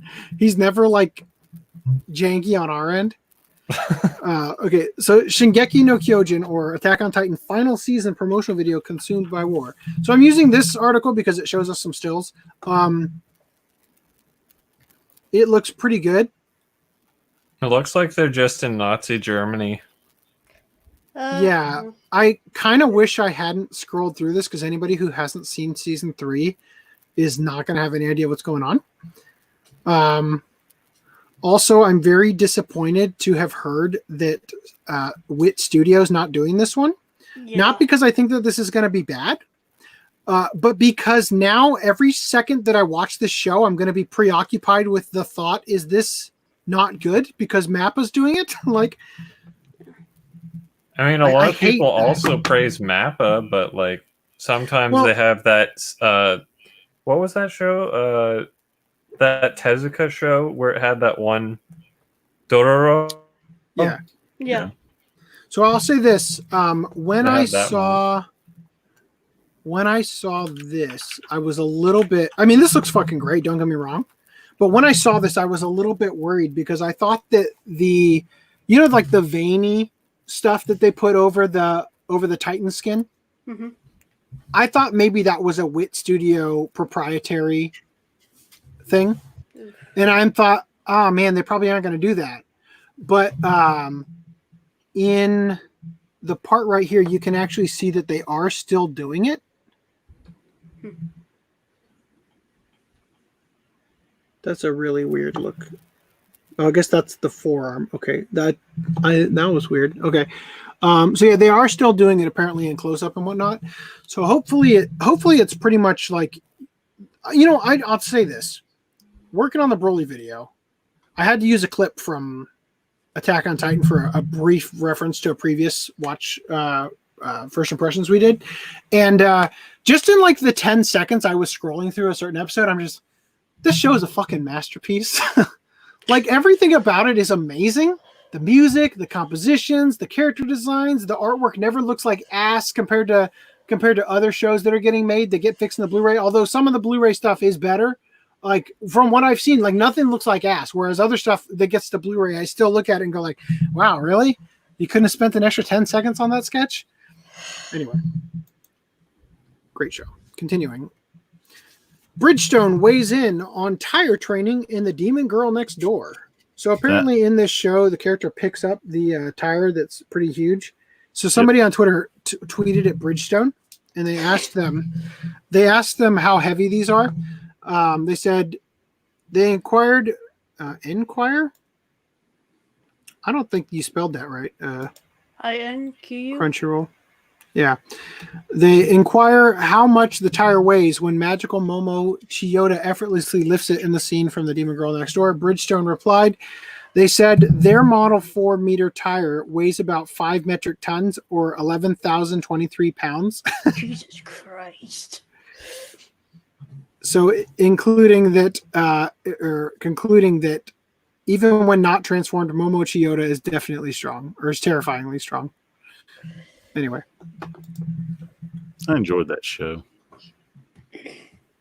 Pretty much the demon girl is supposed to destroy the magical girl, but the magical girl just becomes friends with her, and they go through a quote-unquote training, but the demon girl's like ultra weak. And that's why won't this close? As we just read, the magical girl is super strong. Okay. Oh, yeah. Earthbound fans, there is a new tribute comic titled Pollyanna set to debut in mid-June. Flip says Attack on Titan gets insane in the latter half of its story. People are going to be upset. I've been completely on board with everything canonically that's happened in the show so far. My wife is telling me like stuff's going to happen, but without telling me what it is, because I will kill her. I'm totally like, I'm so ready for it. Anyway, so I don't know what this actually is. I read the article briefly, and I guess it's like a fan contribution of a bunch of shit. I don't know why it exists, but there's a Mr. Saturn like canvas bag. Continuing, Dino Daiboken's. Okay, I know it looks like ma'am. It's ma'am. Okay, Dino Daiboken's ma'am oddly forced into black tights. So this is for the cell phone game that is a tie-in to the anime that's got a new series coming out, right? So there's some speculation here. I'm just going to read this to you because it's pretty short. Fans of the soon-to-be revived Dino Daiboken series have shown concern for the design of the sexy pink-haired Ma'am, as one of her classic outfits has been changed so that she is also wearing black tights. A recent live stream via the V-Jump channel went into detail about all the upcoming projects for the Dragon Quest Dino Daiboken revival, showcasing a promotional video of the anime as well as the 3 games that are planned. Footage of the smartphone game, however, drew attention to the stunning Ma'am, stunning is your word, I guess, as she could be seen wearing one of her classic outfits, but with the addition of tights covering her slender thighs. For those not familiar, Ma'am, or Ma'amu, as it is in Japanese, is a character who frequently changes her attire. So this is really like her base form. And depending on which class you have her selected as, her outfit changes. So this is like the priest class. So here she is in the manga, devoid of tights.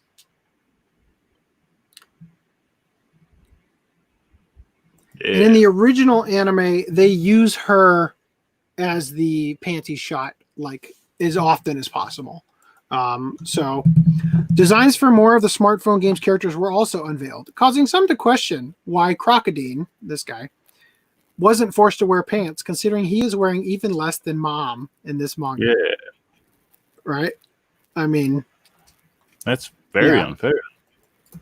So some have theorized that Mom's legs have been covered up in an attempt to pass the absurd regulations that smartphone game platforms ask of its developers regarding sex appeal. Other people have blamed it on Square Enix ethics department or whatever we always talk about. It was not shown whether Mom will wear tights in anime as well, which is scheduled to air in Japan come October. All right, and here's the link to the live stream. Now, as I said, it isn't shown whether she's going to wear the tights in the anime. But I did find this tweet about the anime.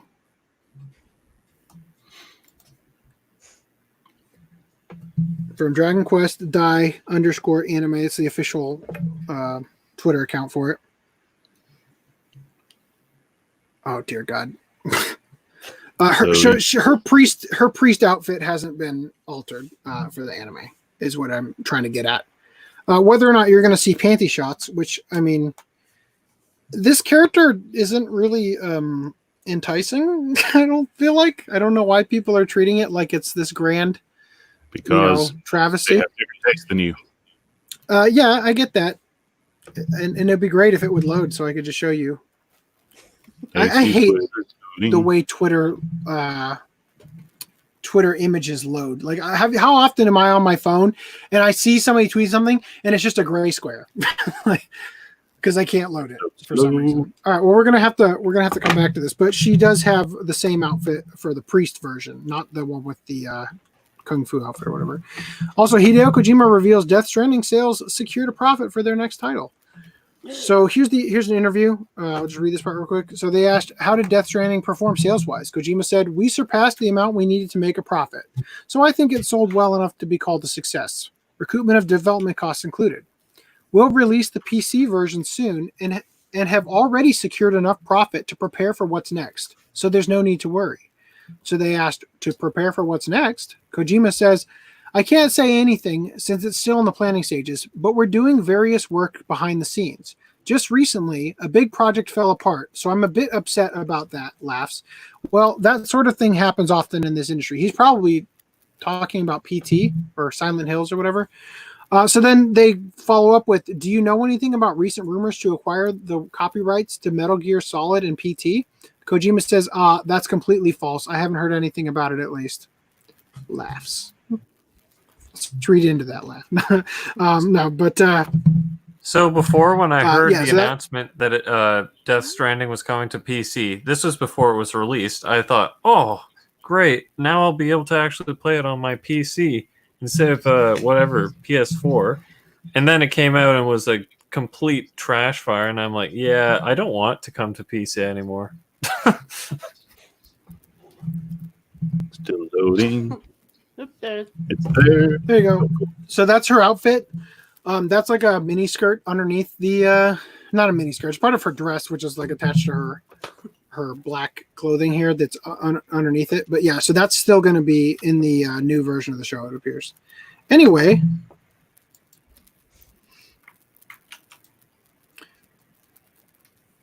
Tencent assumes the role of largest shareholder for Marvelous. So to make matters tremendously worse for people who are fans of the Marvelous game series like Senran Kagura, Tencent now holds 20% stake in it. So there you go. Tencent being Chinese, basically Chinese communist government owned gaming company that makes PUBG and whatever. What is that? Fortnite, right? They don't make it, but yeah, they own the people who make them. Yeah. Close enough. Anyway. Dating simulator lets players know exact moment virtual girlfriends will disappear this summer. So I've skipped a couple articles on Love Plus, but I thought this was actually interesting enough to just kind of verbalize it because it shared some information I didn't know about dating sims and whatnot. So it says here, enjoy your summer of love. Love Plus every fans because it'll be your last. Dating simulators are a dime a dozen in the Japanese video game industry, and in almost all of them, the story comes to a close once the player and his chosen object of affection confess their feelings to one another. Quote, I think I love you, Hanako, the protagonist says. Quote, I also, she stammers in response. Cherry blossom petals flutter down from the sacred sakura tree they're standing under. Camera pans up, fade to white, roll credits, the end. Right, but publisher Konami's Love Plus franchise has a clever way of standing out from the pack by letting you actually play through the happily ever after. Starting with the original Love Plus for the Nintendo DS, the games have no ending.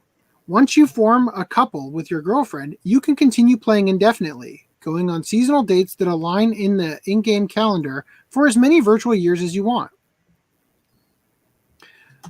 But while true love may be eternal, modern era games as a service smartphone titles are not. Just last October, Konami launched the mobile game Love Plus Every, but the company has already decided to pull the plug. In an announcement posted through the franchise's official Twitter account and the Konami website, Konami is letting players know that Love Plus Every will be ending its service this summer. They've even revealed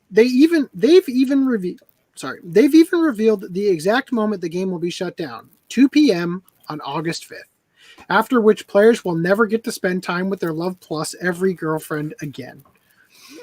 We're not sure. I wonder how many suicides are going to happen on August 5th this year. We're not sure if emotionally this should count as the virtual girlfriends dying or simply dumping the players, moving away, and changing all their phone numbers / email addresses. Sorry, I read that in a really weird way. We're not sure if emotionally this should count as the girlfriends dying or simply dumping the players, moving away, and changing all their phone numbers and email addresses. Either way, you'll soon need to find someone else to make video game instant ramen for you. But hey, just like people sometimes reminisce about a lost connection by looking at photos taken in their happier lives, Love Plus Every has a photo mode, so fans can at least comfort themselves with a little nostalgia, right? Unfortunately, an error with the game's servers has erased the saved photo data of a number of players, as shown below. And administrators have said, we do not envision that the data will be recovered, and we deeply apologize. Quick, to the image boards. This is a small silver lining. I mean, it's so funny because literally all the events that could have possibly had a photo taken of are probably... like, there's nothing unique or about it except for maybe a character's your user character's name, right? It probably wouldn't be that hard for them to just let people have the images to make their own photo album with. There is a small silver lining in that Konami has said that players will be able to receive refunds for in-game currency they've purchased but don't use by the time the game shuts down. And while a relationship that doesn't even last a whole year can often leave one feeling heavily toward the bitter end of bittersweet, it's something that happens in the dating world. And considering the lack of enthusiasm some of the Love Plus Every girls had shown for their human suitors, perhaps they should have seen this coming. I think we covered this, or at least I looked at this one about the what was this article titled? Dating simulator girlfriends reject human boyfriends' kisses due to heartbreaking bug. Yeah, we covered this one. I know. Just remembering what it was. All right, Pokemon game developer Game Freak is now hiring, holding online interviews for new jobs. But if you want to be hired, you need to, quote, you need to be a person with an uncompromising focus on fun as the goal of game development.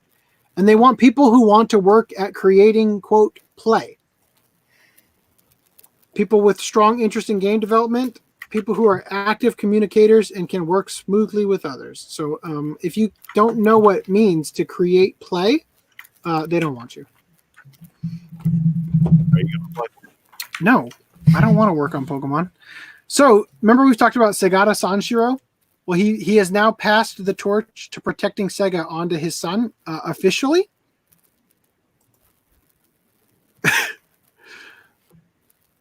So basically, his son fights this evil guy. And he eventually wins, I guess, or loses. And then his dad shows up and passes the torch. And then he flings the guy into Saturn. Yeah. Anyway, that was just a follow-up to what we've covered in the past. That seems so big. How about something oh so small? Physical games will die out to digital in the next few years, says David Braben. The maker of Roller Coaster Tycoon, CEO of Frontier Developments. So everybody says this every couple of years, and I'll just tell you that game companies seem to want things to go digital because it costs less for them, and they get to retroactively change as much shit as they want. They don't really want you to have a record of all the stuff they've ever made because in current year, every year, when the rules change and that joke you made 10 years ago is no longer appropriate, you lose business. So if you can retroactively change that shit and censor the butt of whatever that was in Splash, whatever that fucking movie was on Disney Plus, they don't want you to have, and fucking taking out that one shot from Back to the Future. What's wrong with you? Yeah. Anyway, continuing here.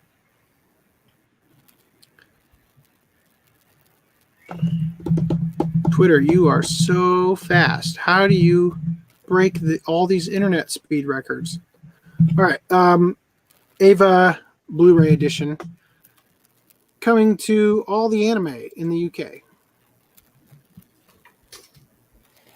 Details coming soon. Image loading in another half hour. Oh, there it goes. This has largely worked, having all the tabs open, right? I mean, it's better than it was last podcast. Once we get the initial certainly not ideal. Yeah, they just exploded with all these licenses. There's not really a lot to say about this. This is the UK release that obviously FDM is going to get. Well, the thing is, if the UK is able to get the rights, that means, okay, well, maybe it's complicated. I was going to say, maybe that means that it's open to the, other territories being able to license it. Because like I said before, there might have been like this lawsuit between who owns the show in Japan, so they couldn't give out the rights. So, so it sounds like North America could probably get the rights, but the problem is there's probably some sort of war on who gets the rights, because Funimation obviously wants a piece of that, and God knows, like maybe Sentai, because they had the ADV, maybe they want it back. So the real question is, can which they dub? Yes, because all the people are saying the original 60mm were most likely lost or destroyed, and all we have are the 35mm blow-up prints. Only the 16mm negative of number 16 is lost. The BD master of number 16 uses a crummy-looking upscale of the renewal master. So this is episode 18, I'm assuming? Yeah. Episode 16 specifically doesn't have the native master. But A, it looks okay. It doesn't look too bad. And B, like, what are you going to do? Yeah, I'm surprised this even has a, oh, Jesus is back. Well, the thing is, the fact that it has 25 of the episodes native, that's better than we can say for a lot of other shows. I was actually really surprised that they were able to get, native HD on this. And then, will it have Netflix machine translated? What? Pretty sure the Netflix translation was done by an actual native Japanese speaker. Yes, it was, and that's why it ended up so terrible. if any American release for this series and the movies only has the Netflix dub, I'm not getting it. Their sales, they're not going to make back whatever they paid for their license. Yeah. I don't think Netflix has even made back what they probably paid for the license. Possibly. Now, when I read this release from All the Anime, they said coming soon, more details later. So I'm wondering, since this more likely has the Netflix dub on it, I wonder if they're trying to negotiate to get the ADV dub as well. So the thing is, if Gen Fukunaga was still in charge of Funimation, I feel like he would 100% try for the ADV dub or bust, because he probably understands that they don't even need to. If Funimation had got the rights to Ava instead of Netflix, then they would have been able to negotiate with the people in Japan, because they're already dubbing the rebuild films. So they would have used the original cast, even if they had to do a redub because Japan demanded it. They would have used the original cast because they actually had them. They would have been able to negotiate that a lot better than Netflix, who just said, "Oh, you want us to redub it and you're going to make us use this too? Okay. We don't know anything about this. We just know it's moneymaker." Right? That's basically that these people are telling us just cast. Who's that guy? We don't know. Well, I'm just saying that they're probably like, Gen would understand. Like, I'm sure that all the anime probably, they probably want it, but they're probably not going to like stick to getting that or bust. Whereas I feel like Gen Fukunaga would understand how important it would be to some people, that he wouldn't just release it with a Netflix dub. It's not just that Gen Fukunaga would understand. It's that Gen Fukunaga would probably have the leverage to actually get that too, I guess. To get it. I think that it would be easier for anybody, for Funimation's team, to acquire the old dub or the ability to redub with the same actors they're already using for the rebuild films, right? But who knows, Anyway, continuing here. Moving right along. Wait. There was two of the shows they got. Yep. Anime Limited to also offer Be the Beginning anime on Blu-ray in the US. Now that's a first. That's kind of interesting. Yeah, why is Anime Limited releasing stuff in the US? So they got they kind of almost are with that Promare Limited Collector's Edition. Oh, because it's like identical? It's basically identical, and you saw that they had the same pictures. Yeah. Including the little rating symbol. I'll say I don't think that's the final picture, but the thing is, I think that I'm pretty satisfied with their quality of, like, even though they're doing the thinner limited editions like Viz's, they're pretty good quality. So I'm okay with them putting out Be the Beginning in the US. I just don't know what they're doing, if they're going to have like a US distributor now, like Toei USA or something. I wonder if they're going to also end up releasing the new Ghost in the Shell. Because isn't Be the Beginning one of the Production IG series from recent times? I wonder if Anime Limited is going to be the one to have the relationship with them. I mean, Funimation has a relationship as well with RHYS. They're also releasing Bartender. I think we're getting to that. Yeah. I'm not. Right here, Bartender. That was a Collector's Edition. Great. I'm glad that they're getting it, that it's getting released over here. Do you think they're going to dub it? No, probably not. Who knows? Yeah, but Planetez is getting a re-release as well. I already have the old one. Okay. I have it as well. So somebody was talking about Gamera. They said the complete specs on Arrow's Gamera release have been revealed today, and this is stunning. The most comprehensive and filled with riches home video packaging of a Japanese tokusatsu cinema in English-speaking markets of all time. Here's the problem. It is, well, I'll show you this, and then I will read you this. Limited collector's edition packaging housed in a large format rigid box. So it's the same thing as the fucking Godzilla one, I assume. It's like huge ass big. Yeah, like a yearbook. Yeah, enormous ass, huge and terrible. So that sucks. There's a release I won't be getting, even though it looks freaking awesome. Here's Weathering with You on DVD. Who's releasing this again? Shout Factory? That seems very bizarre. G-Kids. G-Kids is publisher Shout Factory right here. It's from G-Kids. All right. Yeah, I think you're right. But I'm just saying it says one thing, but not the other.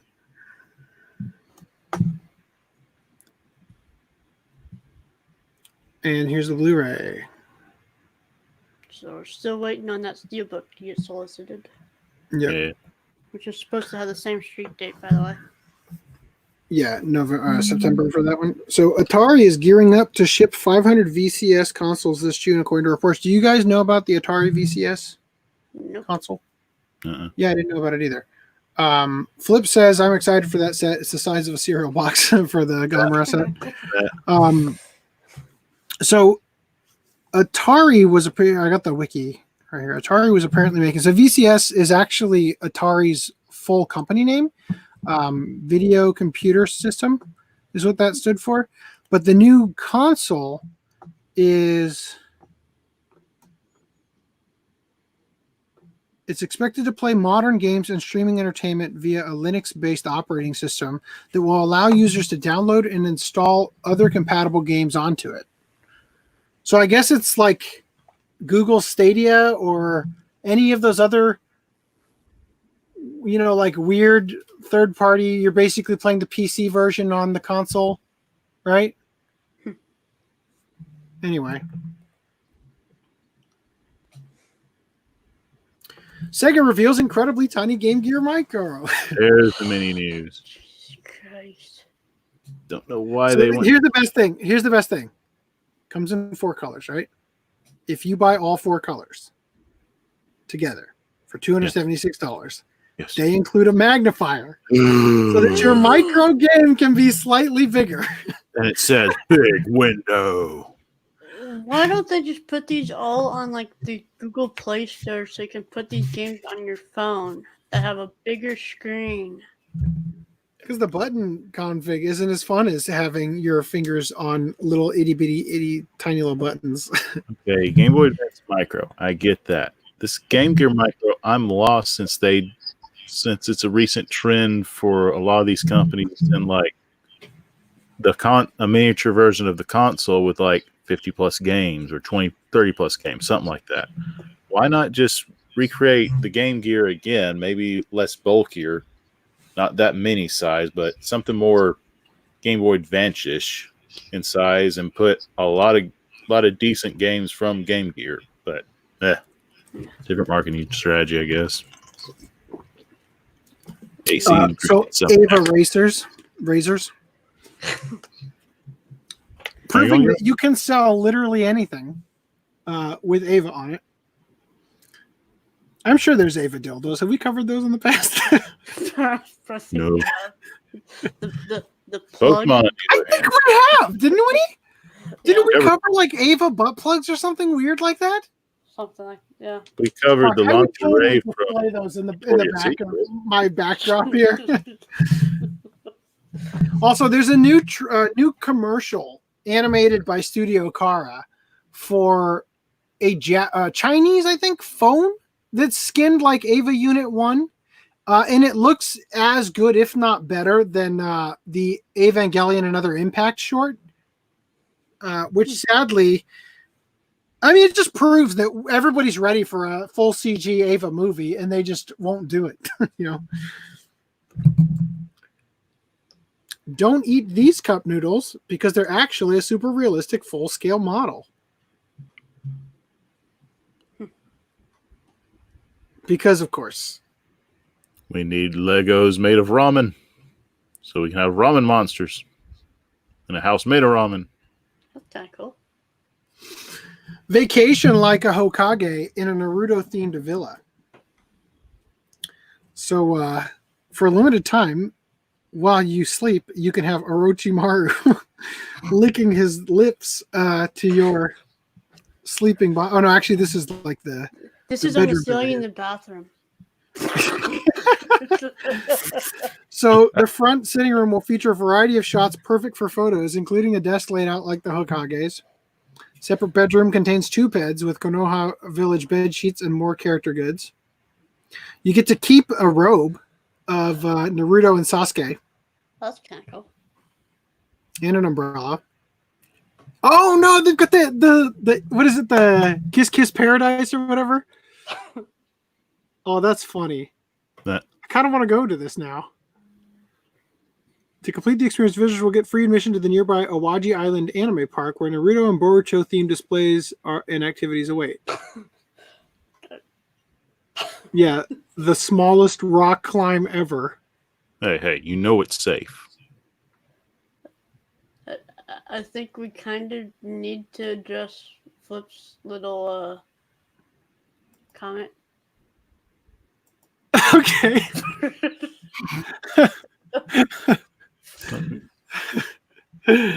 Flip, we've covered a lot of stupid model kits on this channel.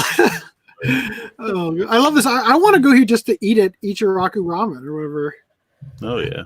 This seems like a blast. Can we crowdfund a trip here?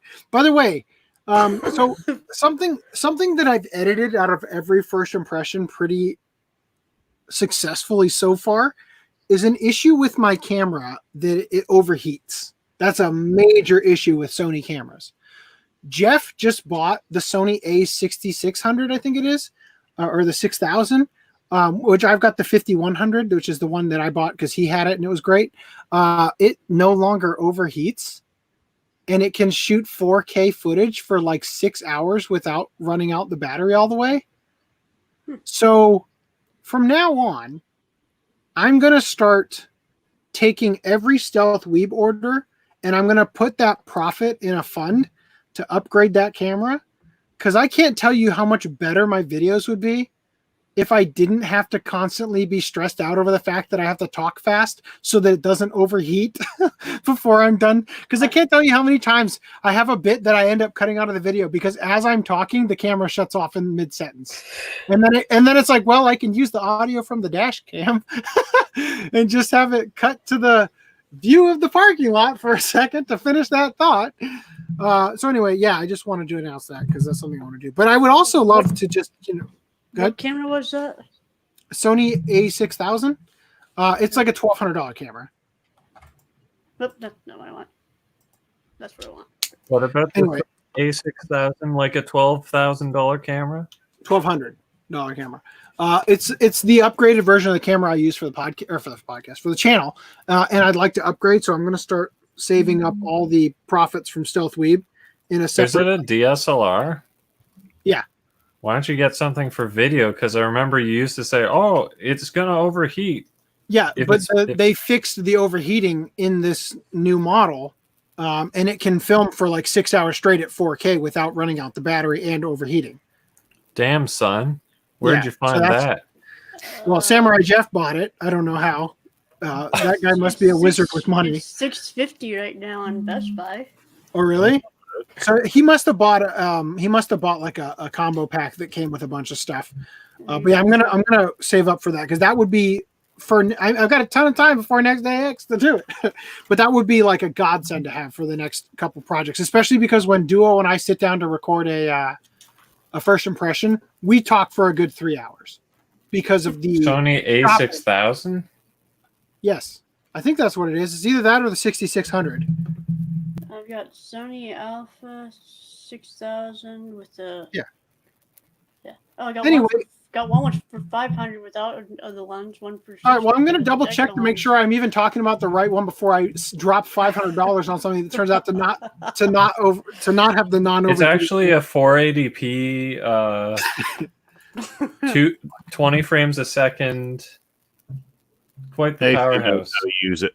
Amazon food. Good. I thought I was going to get through this whole podcast without them dying. Okay. So Super Nintendo World attraction looking nearly complete. Yeah. So this was supposed to open up for the Olympics, which sadly isn't happening. So they got this pretty neat. Yeah, it actually looks a lot smaller than I would have expected from this angle. I mean, it's probably enormous because, like, this is a bus. Nah, that still looks really tiny. You could probably do this entire theme park in like 2 hours, maybe less. Well, if you compare the size of the truck of one of the there's vehicles, not even a place to line up at any of these things. How are they going to do this? Probably only one corner of it. Maybe. You think they're going to build the rest of it out here and they just haven't finished yet? They're just working they're getting one place 100% before getting 1% on somewhere else. Anyway, it looks kind of cool. I don't know that I'm not itching to go to Japan for that. Although, like I said, if you guys want to fund me a trip, I'll take the whole podcast to Naruto Villa. sweet. This camera looks like the one my mom has. Uh-oh, mommy cam. Watch What out. do you mean? Uh-oh, that means I don't have to buy it. I can just use it. A new miniature theme park, Small Worlds Tokyo, finally opening, has a tiny Sailor Moon exhibit. So it's just a bunch of miniatures. But alas, there's an Ava area and a Sailor Moon area. Ooh.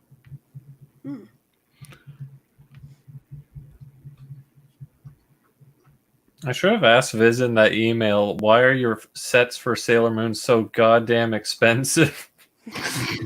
Are they? Dude, if you get the standard edition of part 2 of like any of the sets, it's like $90 Canadian starting. And even in the US prices, it's like $60 or something starting. So here's the Ava one is like in the launch unit, the unit launch thing. I don't know if it's going to load. I'm not even going to bother. Anyway, closing. All right. Conspiracies. Some Japanese whiskeys aren't from Japan. Some aren't even whiskey. Though the spirits have won praise and high prices, Japan has few rules for what those bottles should contain. Japanese distilleries are increasingly coming clean about the foreign origins of their whiskey. Several have adopted the label, quote, world blend, including Chichibu, which makes Ichiro's malt and grain whiskey. Second from the right, this one. No, not that one, this one. Why does the scroll wheel just stop working midway through an article?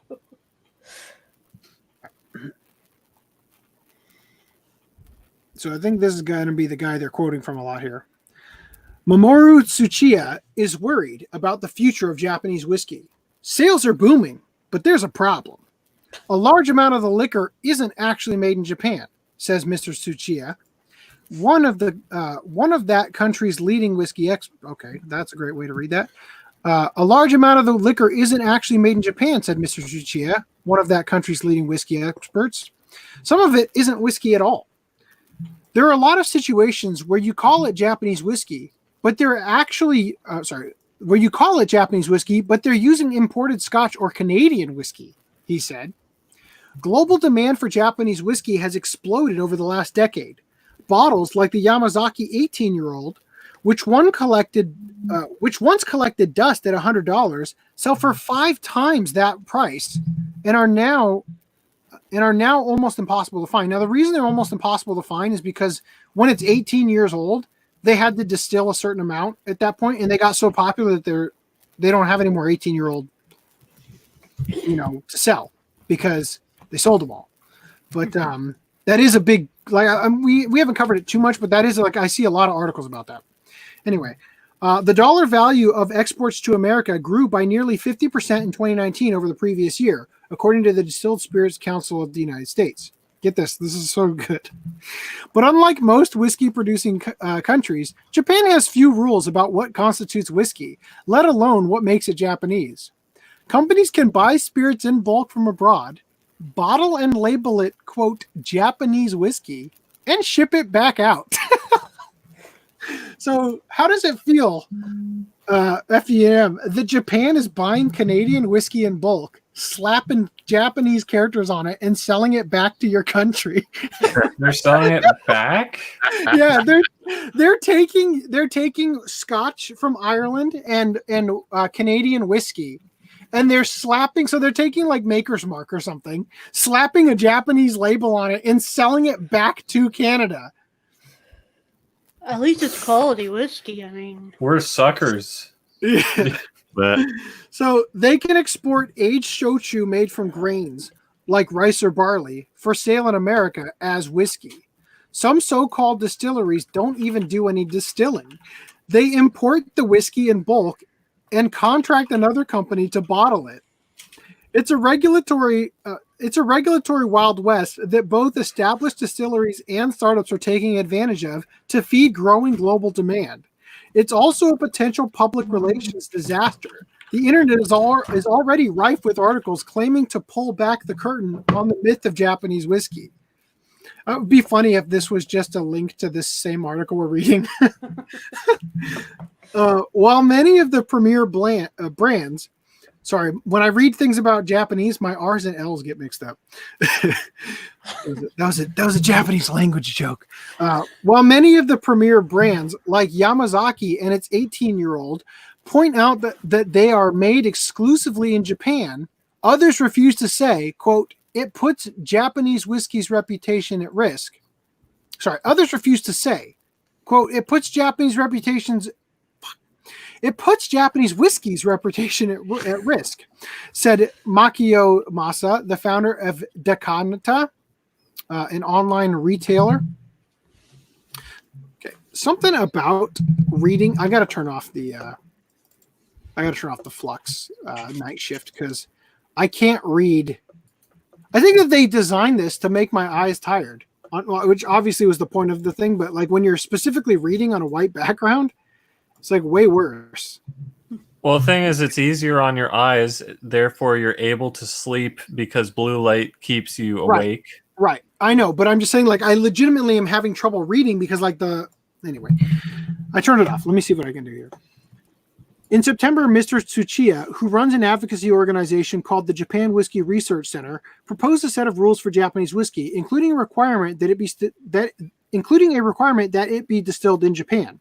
These rules would be voluntary, but he planned to use the 2020 Tokyo Whiskey and Spirits Competition, which he runs, as a carrot. Only products that met this criteria could enter as, quote, Japanese whiskey. So, yeah, I got to say, this is a lot easier to read now. Mr. Tsuchiya said he received support from most of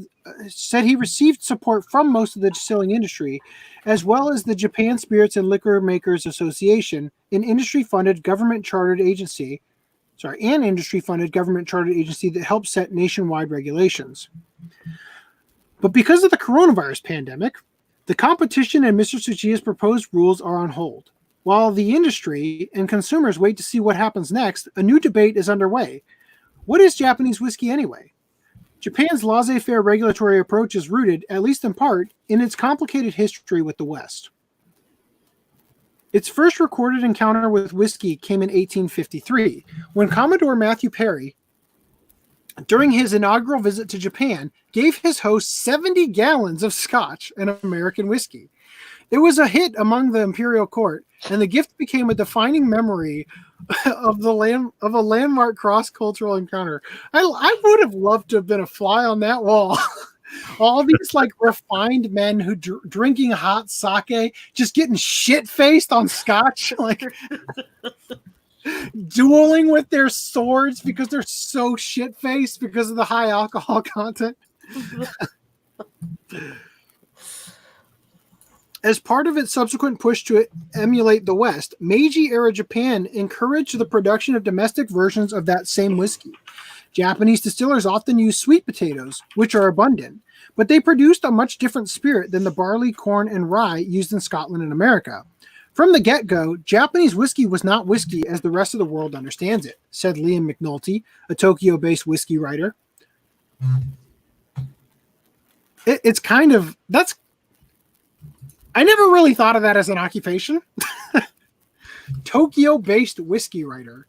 Okay, so no one gave much thought to defining it, he said, since it was entirely for domestic consumption. The bragging rights that came with having a homegrown whiskey industry and whatever tax revenue it generated were more important than the precision of the end product. The first modern Japanese whiskey distilleries, including Yamazaki, didn't open until the 1920s. While they were modeled on Scottish operations and often produced high-quality spirits, they did little to change the overall character of Japanese whiskey, which, especially during World War II, was aimed at everyday salarymen looking for a quick drink after work. The Japanese government introduced formal definitions for domestic whiskey in 1989. By then, the industry was dominated by a few big distilling companies that wanted to keep the rules loose. After 1989, for example, whiskey sold domestically had to contain at least 10% aged malt whiskey. The rest could be unaged alcohol, typically made from imported molasses. The lack of regulation benefits major producers, said Stefan von Eichen, the author of wow. Okay, so this article is like only halfway done, and I stopped reading at the first paragraph because I thought it was really funny that they were taking whiskey from Canada and selling it back to them with Japanese labels on it. But I'm going to stop here because I don't think anybody's actually enjoying this besides me. So I'm gonna just keep that open and read it on my own time, unless anybody in the audience wants me to come back to it after we finish the rest of these. Just because it's almost, we've got 45 minutes left, which should be plenty of time. But I just want to make sure that we have time because we have a follow-up to Ghosn. Nissan's lawyers lie on the IMF bailout of Lebanon. So we're going to read from Arab News, which I don't know. It's probably reputable. I don't know. So you guys remember we talked about that guy who got smuggled out of Japan in a suitcase or whatever? Mm-hmm. Yes, that guy. So Arab News has published the recording of an interview with a Nissan lawyer. Remember, he worked for Nissan, right? This guy. They published the recording of an interview with a Nissan lawyer after he denied saying that a bailout of Lebanon by the International Monetary Fund was linked to the extradition of fugitive tycoon Carlos Ghosn. The former Nissan chairman fled to Beirut in December from Japan, where he faced charges of financial wrongdoing. This guy dipped out of Japan right before coronavirus happened. I think that's not a coincidence. He knew something. Look at that face. The former Nissan chairman fled to Beirut. I already read that. In a story published in Arab News Japan on Saturday. Arab News Japan. Is that like Al Jazeera in the U.S.? Or Russia Today? US or NHK World? So Arab News Japan, in a story published in Arab News Japan on Saturday, Sakir El Hakshem, because I definitely pronounced that without hocking a loogie in my throat, Nissan's legal representative in Lebanon said the multi-billion-dollar IMF bailout was contingent on Ghosn being handed back to Japan. The lawyer said IMF's support for Lebanon required Japan's agreement. Lebanese officials had told him, quote, Japan will assist Lebanon if Ghosn gets extradited, the lawyer said. So I don't understand. Japan's not in charge of the IMF. Right? So why does this have anything to do with Japan's extradition and all that? Or extradition to Japan? For Japan to agree on that, they want the Lebanese authorities to extradite Ghosn. Otherwise, they won't provide Lebanon with financial assistance. Japan is one of the IMF's major contributors. Okay, I guess. If Japan vetoes Lebanon, then the IMF won't give Lebanon money except after deporting Ghosn. Yes, please. And also turn on my fan because it's really hot in here. Which one is the first second? The second one. Oh, hello. Can I have a hug? Yeah, go to bed. She's going to go to bed. She wants to say goodbye. Bye. You are too cute. Good night. Be good for your mom. You doing a dance now? Okay. All right. It's over.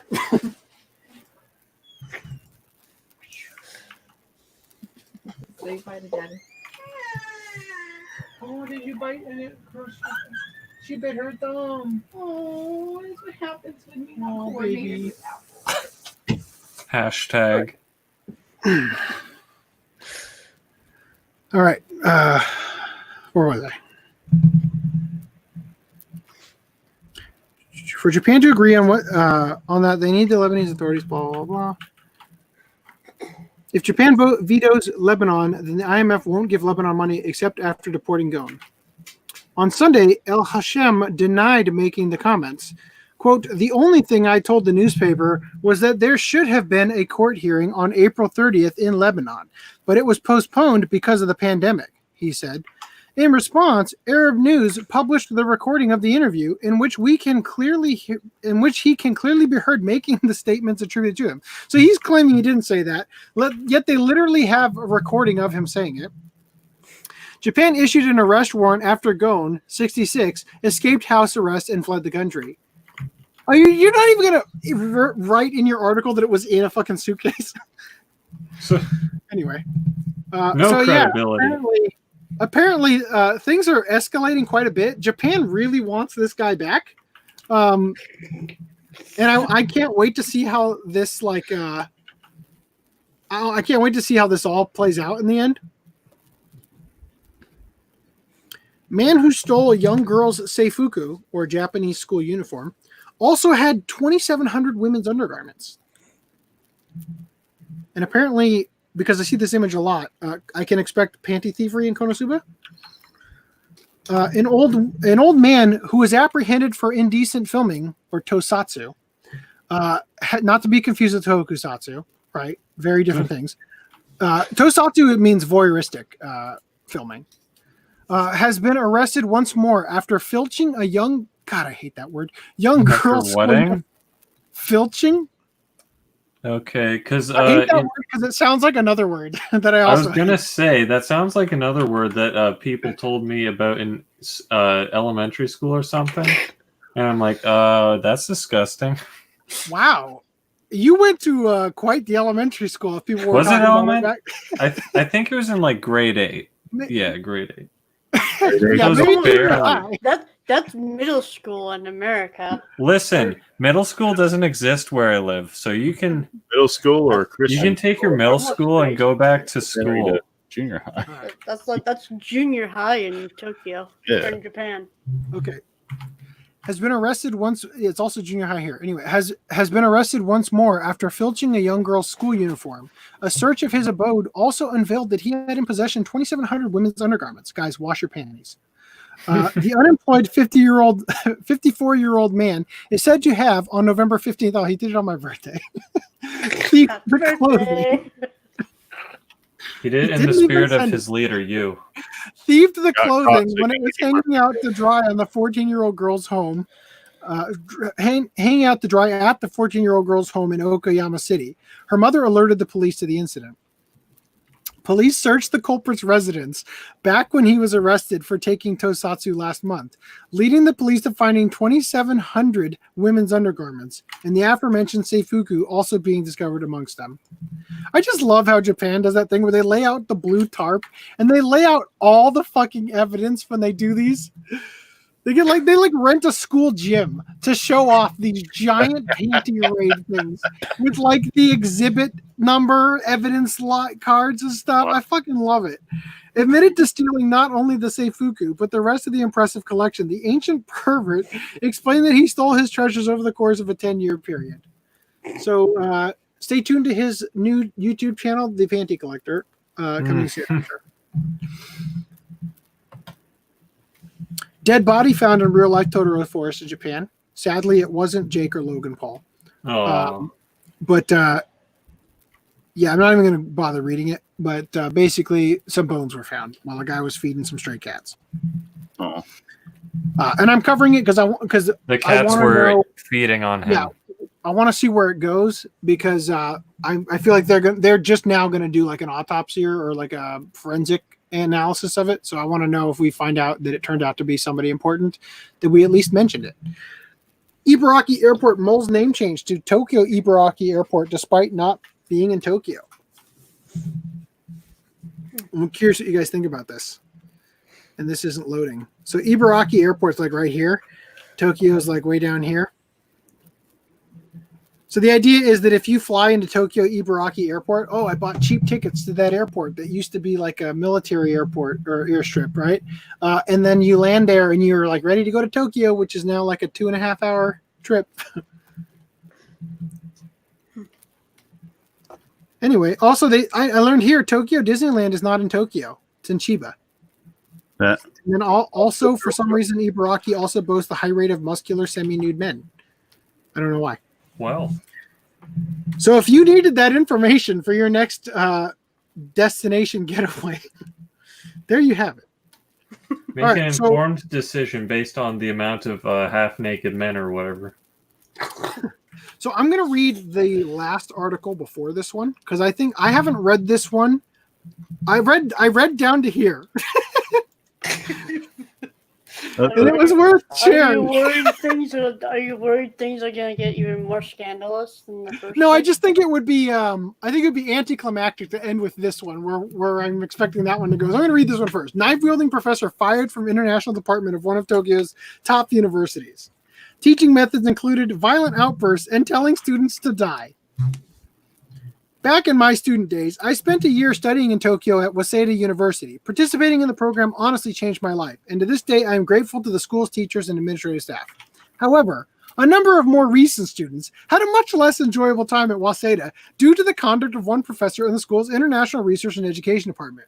During the 2018 and 2019 academic years, the professor, a part-time instructor in his 60s who taught the department's School of International Liberal Studies, was found to have engaged in a continuing pattern of abusive and threatening conduct towards his pupils. Among the professor's verbal attacks was telling students, quote, "You were raised poorly," which is in odd contrast to his penchant for kicking students' bags and other belongings when he got upset. He would also tell students he was displeased with, quote, "You should quit school right away."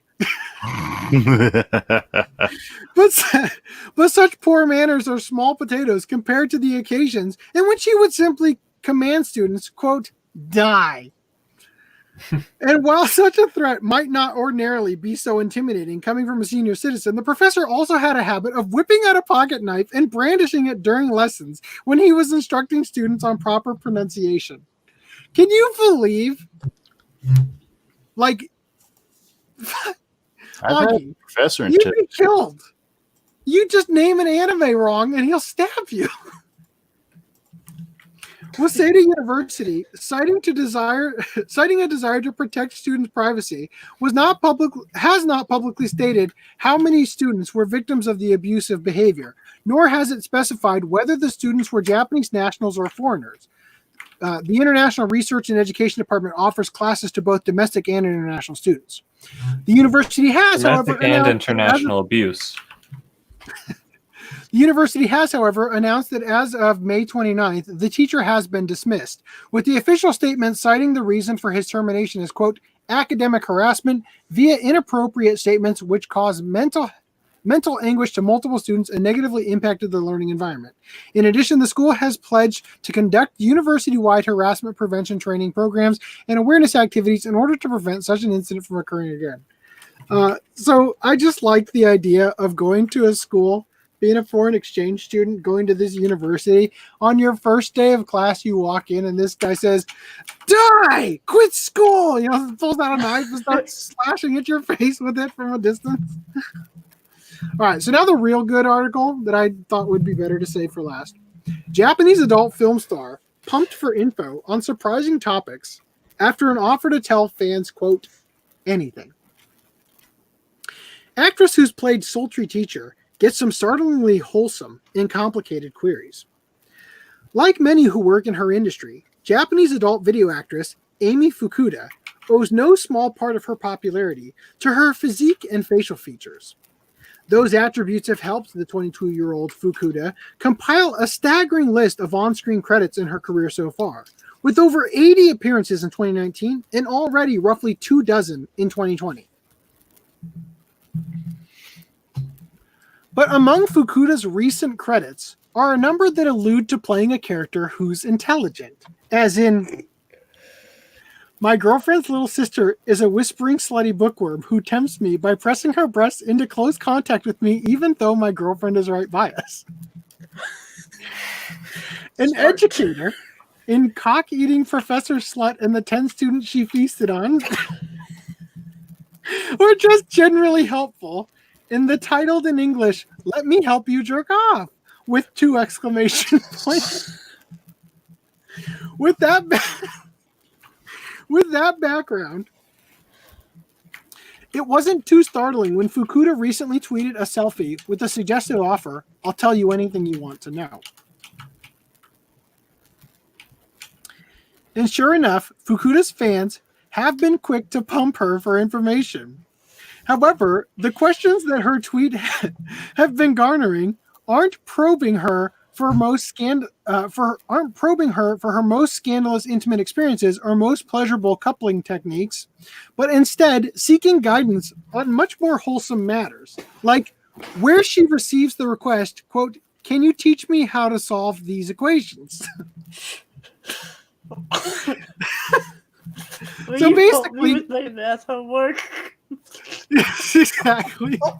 So imagine like some, I can't think of one on the top of my head, but like a popular U.S. porn star tweeting out like, "Ask me anything you want," and then you say, you just post your homework, right? And then she just replies, "This is 8th grade homework. Okay, this is easy. My dog has developed a habit of biting me. Please tell me how I can fix this problem. I am having trouble with organic compounds in chemistry class. So can you teach me about them? Which financial institution do you think would be best for securing a housing loan?"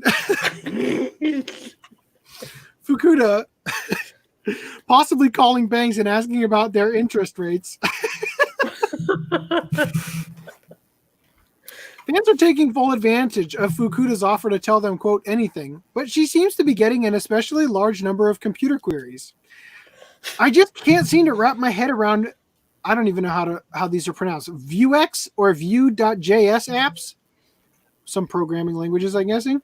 I sort of get the gist about status management, but doesn't it seem like it has more drawbacks than advantages? And there's a bunch of code. Hold on. My AirPods just died.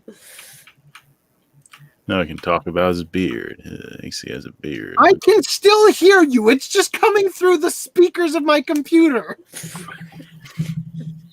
With no echo effect. I'm impressed. Well, you're the one who would echo, not me. I'm not hearing an echo. Because the AirPod's connected again. Since you said anything, please show me how to use Excel and Word. When I use Cycles Render in Blender, the textures keep coming out with a purple color to them. In the editing window, the correct colors are displaying, but it's like it peels off during the rendering process. Or maybe another texture is getting placed on top of the one I want. How can I correct this? I'm using version 2.79. Cars and motorsports are another area in which Fukuda's followers would be happy to have her help. Even when I fill up my tank completely, my car's gas gauge still shows empty. Please advise. I'd like your advice on the approach to this multi-corner section at the Motorland Suzuka racetrack. I'm not sure about how deep I should cut the apex. When my toy car gets to the jump part of the track, it flies at an upward angle and doesn't land right. My theory is that the tires have some sort of discrepancy in their contact patches. But can you tell me what the trick is to getting them to match? But the most profound question of all came from a fan who asked, quote, please tell me where humanity comes from and for what purpose do we live and one day die?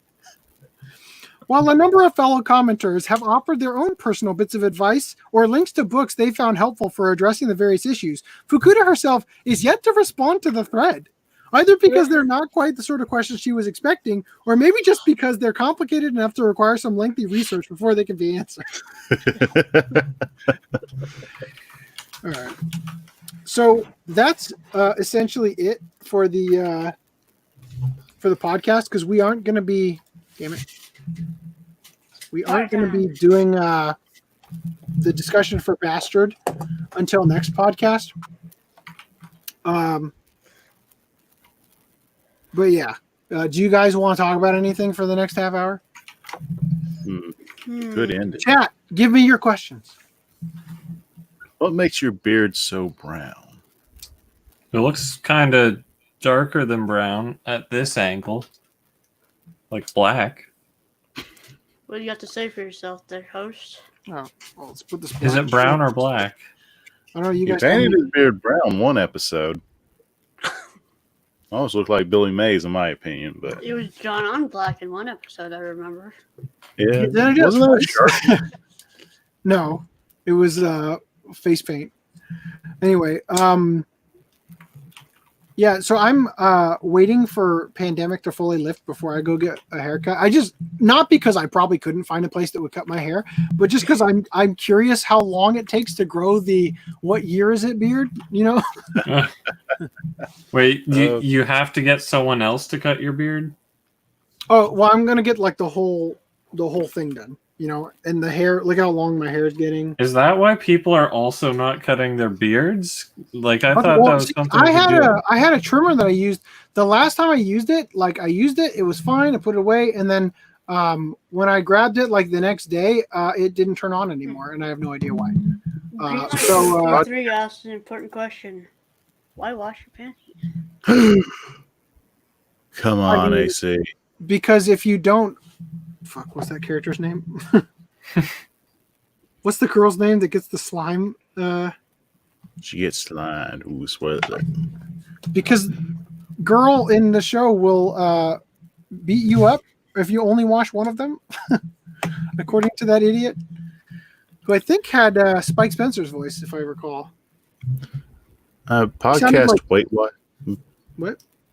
Podcast weight-wise, I've been a lot less weight than this. I'm back to my lowest point again. I blew up. Now I'm back at my lowest. So hopefully I'll be back to my original weight before the podcast. So, original weight or goal weight? Let's call it goal weight then. Well, I'm asking, like, are you trying to get into what would be considered healthy, or are you just trying to get back to your lowest in the past decade or something? Blend of both. Okay. So that answer would mean that when you started the podcast, you were a healthy weight, then you weren't a healthy weight, and now you're trying to get back to that weight. Yeah. Okay. Because I don't think I've ever been a healthy weight since the podcast started. I'm not used to this. Grow a beard. I've got that, but like when I stopped taking the growth hormone when I was 14, like the growth hormone was keeping the fat off of me. But like once I stopped, it was like, okay, this guy needs to get, God was like, oh, you need to get fat now. Just because I stopped taking that growth hormone because I was like apparently burning the fat while it was trying to keep me growing. Because your metabolism, it was helping your metabolism to maintain. So you know what you need to do? Start bodybuilding. I want to see ripped beyond a smile. Because when you weight lift, it does a tremendous boost to your metabolism. Because maintaining large muscles eats a lot of fat and whatnot. But that also would just be hilarious because I just picture 14-year-old sized with your voice, but like roid level muscles. That could be really funny. How high did you put your hand? Oh, I was just picturing like a 14-year-old. I don't know how tall are 14-year-olds. This tall? I'm 4'10". How tall are you? 5'8", 5'9", maybe. I guess you're about right. Okay. I just want to go to AX with you so bad, Reese. A gallon and a half of water per day. So far, it's working. I drink nothing but water most days. Well, I drink coffee right now because caffeine. That is a huge way to lose weight if you just exclusively drink water. But because of all the overtime, I've been like going day schedule, night schedule, and it's just been crazy. And I'm so ready to be off of this. Also, I have a bid on eBay that is ending in. Where'd it go? Damn it! I was just there. Here it is. 13 hours. So let's see. 12 hours from now, I will be at work. 13 hours from now, I will still be at work. It might be on break, though. We'll see. Anyway, guys, I have to take out the trash and make lunch for tomorrow. and What's figure out which of these. after next week? Next podcast, we're watching Bastard. I actually don't. We never decided, did we? Follow our social medias. Foot Join our down. Discord. What did we pick? Look at our Patreon. FDNM. Discord and What? What did we pick for our watch club? We picked. What are we doing? Is it Goblin Slayer? Is the official next one? And No. on the back burner, we're gonna have Shield Hero. No, I But, think we should do those back to back. I think it would be much more appropriate to do those back to back. Thematically. Let me announce for everybody: we're doing Watamote for the first podcast in January. In June. January. Wow, that's a while away. Yeah. We're doing Watamote for the first podcast in July. But Correct. the thing is that 13 episodes. depending on how my overtime goes, we might actually do the actual watch club for this, the following podcast after that, or we might get into this early and then do the podcast for this on the first official podcast in July, depending on the podcast after next one, how long that takes to get through. Okay, so but the one after that, after Watamote, we're going to do Goblin Slayer, then Shield Hero. So that gives you guys plenty of time to get those, and we can start watching them and everything. But I just wanted to check with you because I thought we had something else planned, right? We talked about Boy and the Beast, which I don't actually own. We talked about Summer Wars. You talked about doing 3 movies of Digimon, which would probably not work out so well for the rest of us. No. The movie is the first 3 movies jammed together. But I personally would be watching them like in their full uncut glory. Right. So, Will that include the Angela Anaconda short? I mean, yes. personally, I would cut it out, but you're free to do it however you like. Experience is to watch the VHS tape on the biggest TV in the house. So did we have something else? Because we talked about doing a very private lesson, but that's more of an Augie pick than an FDM pick. So we wanted to give you something to Apologize. I don't know. I'll have to think about it. We need to know now. We need an answer today. Heads up. What? Well, this is so last minute. I can't just pick Yeah, something that we fucking all talked about it have. like 4 Roll your hours seat ago. to your collection and look. Well, I'm fine with doing that that Digimon movie watch. Star Wars with a bonus discussion about the Digimon movie. Or is it Digimon movie with the bonus of the Summer Wars? See, the thing is that if we do that, then if we open the Digimon Pandora's box, do we also do the try? Ooh. Why would we just skip the try? No, I'm just saying, like, are we going to do the other stuff? Like, so doing Summer Wars is a little bit less strings attached, is what I'm getting at. I mean, I'm fine with either. All right, hosts and or audience vote. I will Summer vote Wars. for Summer Wars. We can skip the Digimon discussion. I would vote for Boy and the Beast. No, there's options. Beast. Yu-Gi-Oh! The movie. That is the last thing to touch. We shouldn't do that. All right. I've got a very private lesson right here. Yeah. Well, how many watch clubs is this in advance? 4? 2. It's just one. So Just it's, one. Next Yeah, week is because- Bastard. The week after Bastard is the one we're picking right now. yes. Oh. The one after that is the one we're picking right now, and we're giving ourselves that 2-week window, right, to do it. If we get it done in 1 week, then we'll just move Watamote to that next week because we probably still won't be able to Right. actually do that one until closer to Augie's birthday. So we Because got that'll give Bastard. us What happened to Goblin Slayer? After that's Waterboy. after Watamote. And after Goblin Slayer, Shield Hero. Okay. Were there any other titles that Sterling Griff wanted us to not watch as young, impressionable Australian residents? We already did Aramanga Sensei, and we already did No Game No Life. I think Goblin Slayer was the other one, and then was there another one after that? A sister is all you need. Oh, I don't have that. I have it. But I'll watch it. that's a I'm I'm waiting series. for it to ship. Okay. Anyway, so did we decide on Summer Wars? I mean, if you can obtain Boy and the Beast, we could do that. But I'm fine with either, really. I would say do the thing Hosoda movies thing in that's order. keeping me from obtaining a Boy and the Beast is I don't have a B. I would say do the Hosoda movies in order. You don't have a B?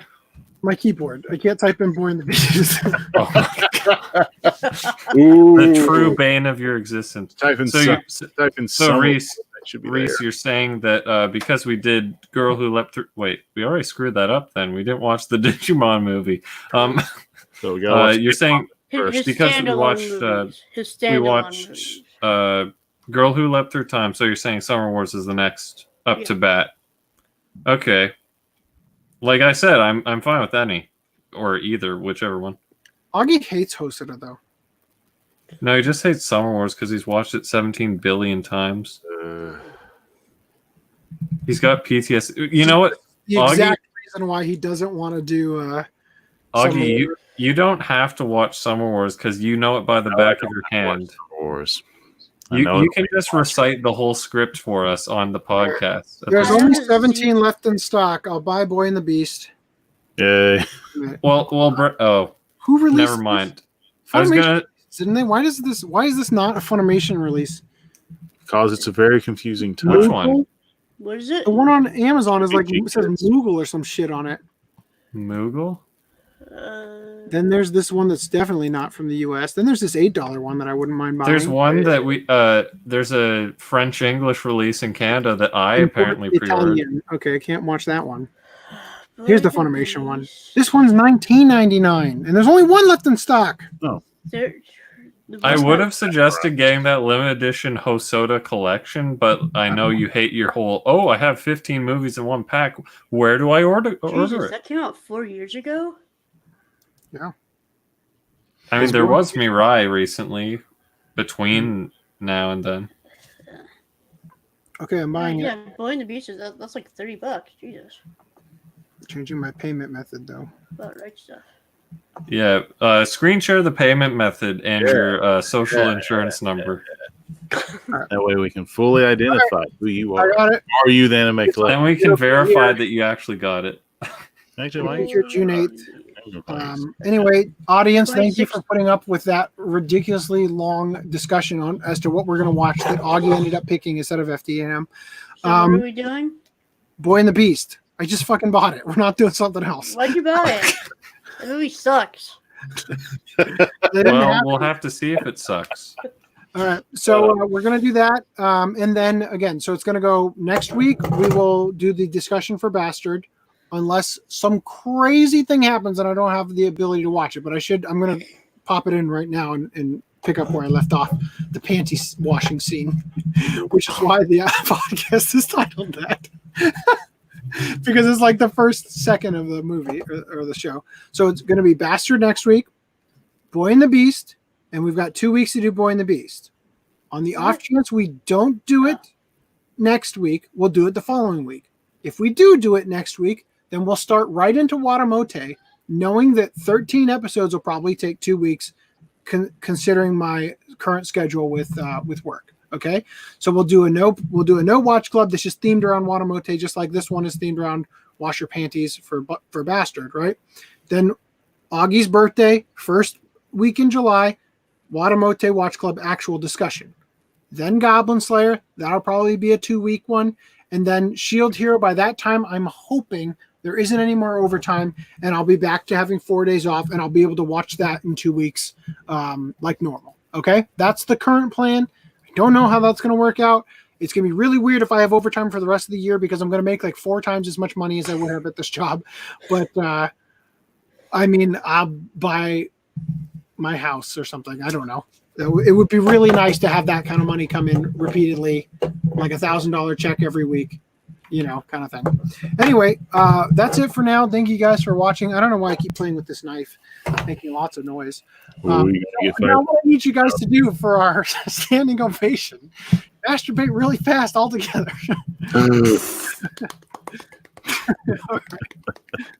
All right, guys. Thank you for stopping by, and we'll catch you next week. Take it easy. See you later. Laters.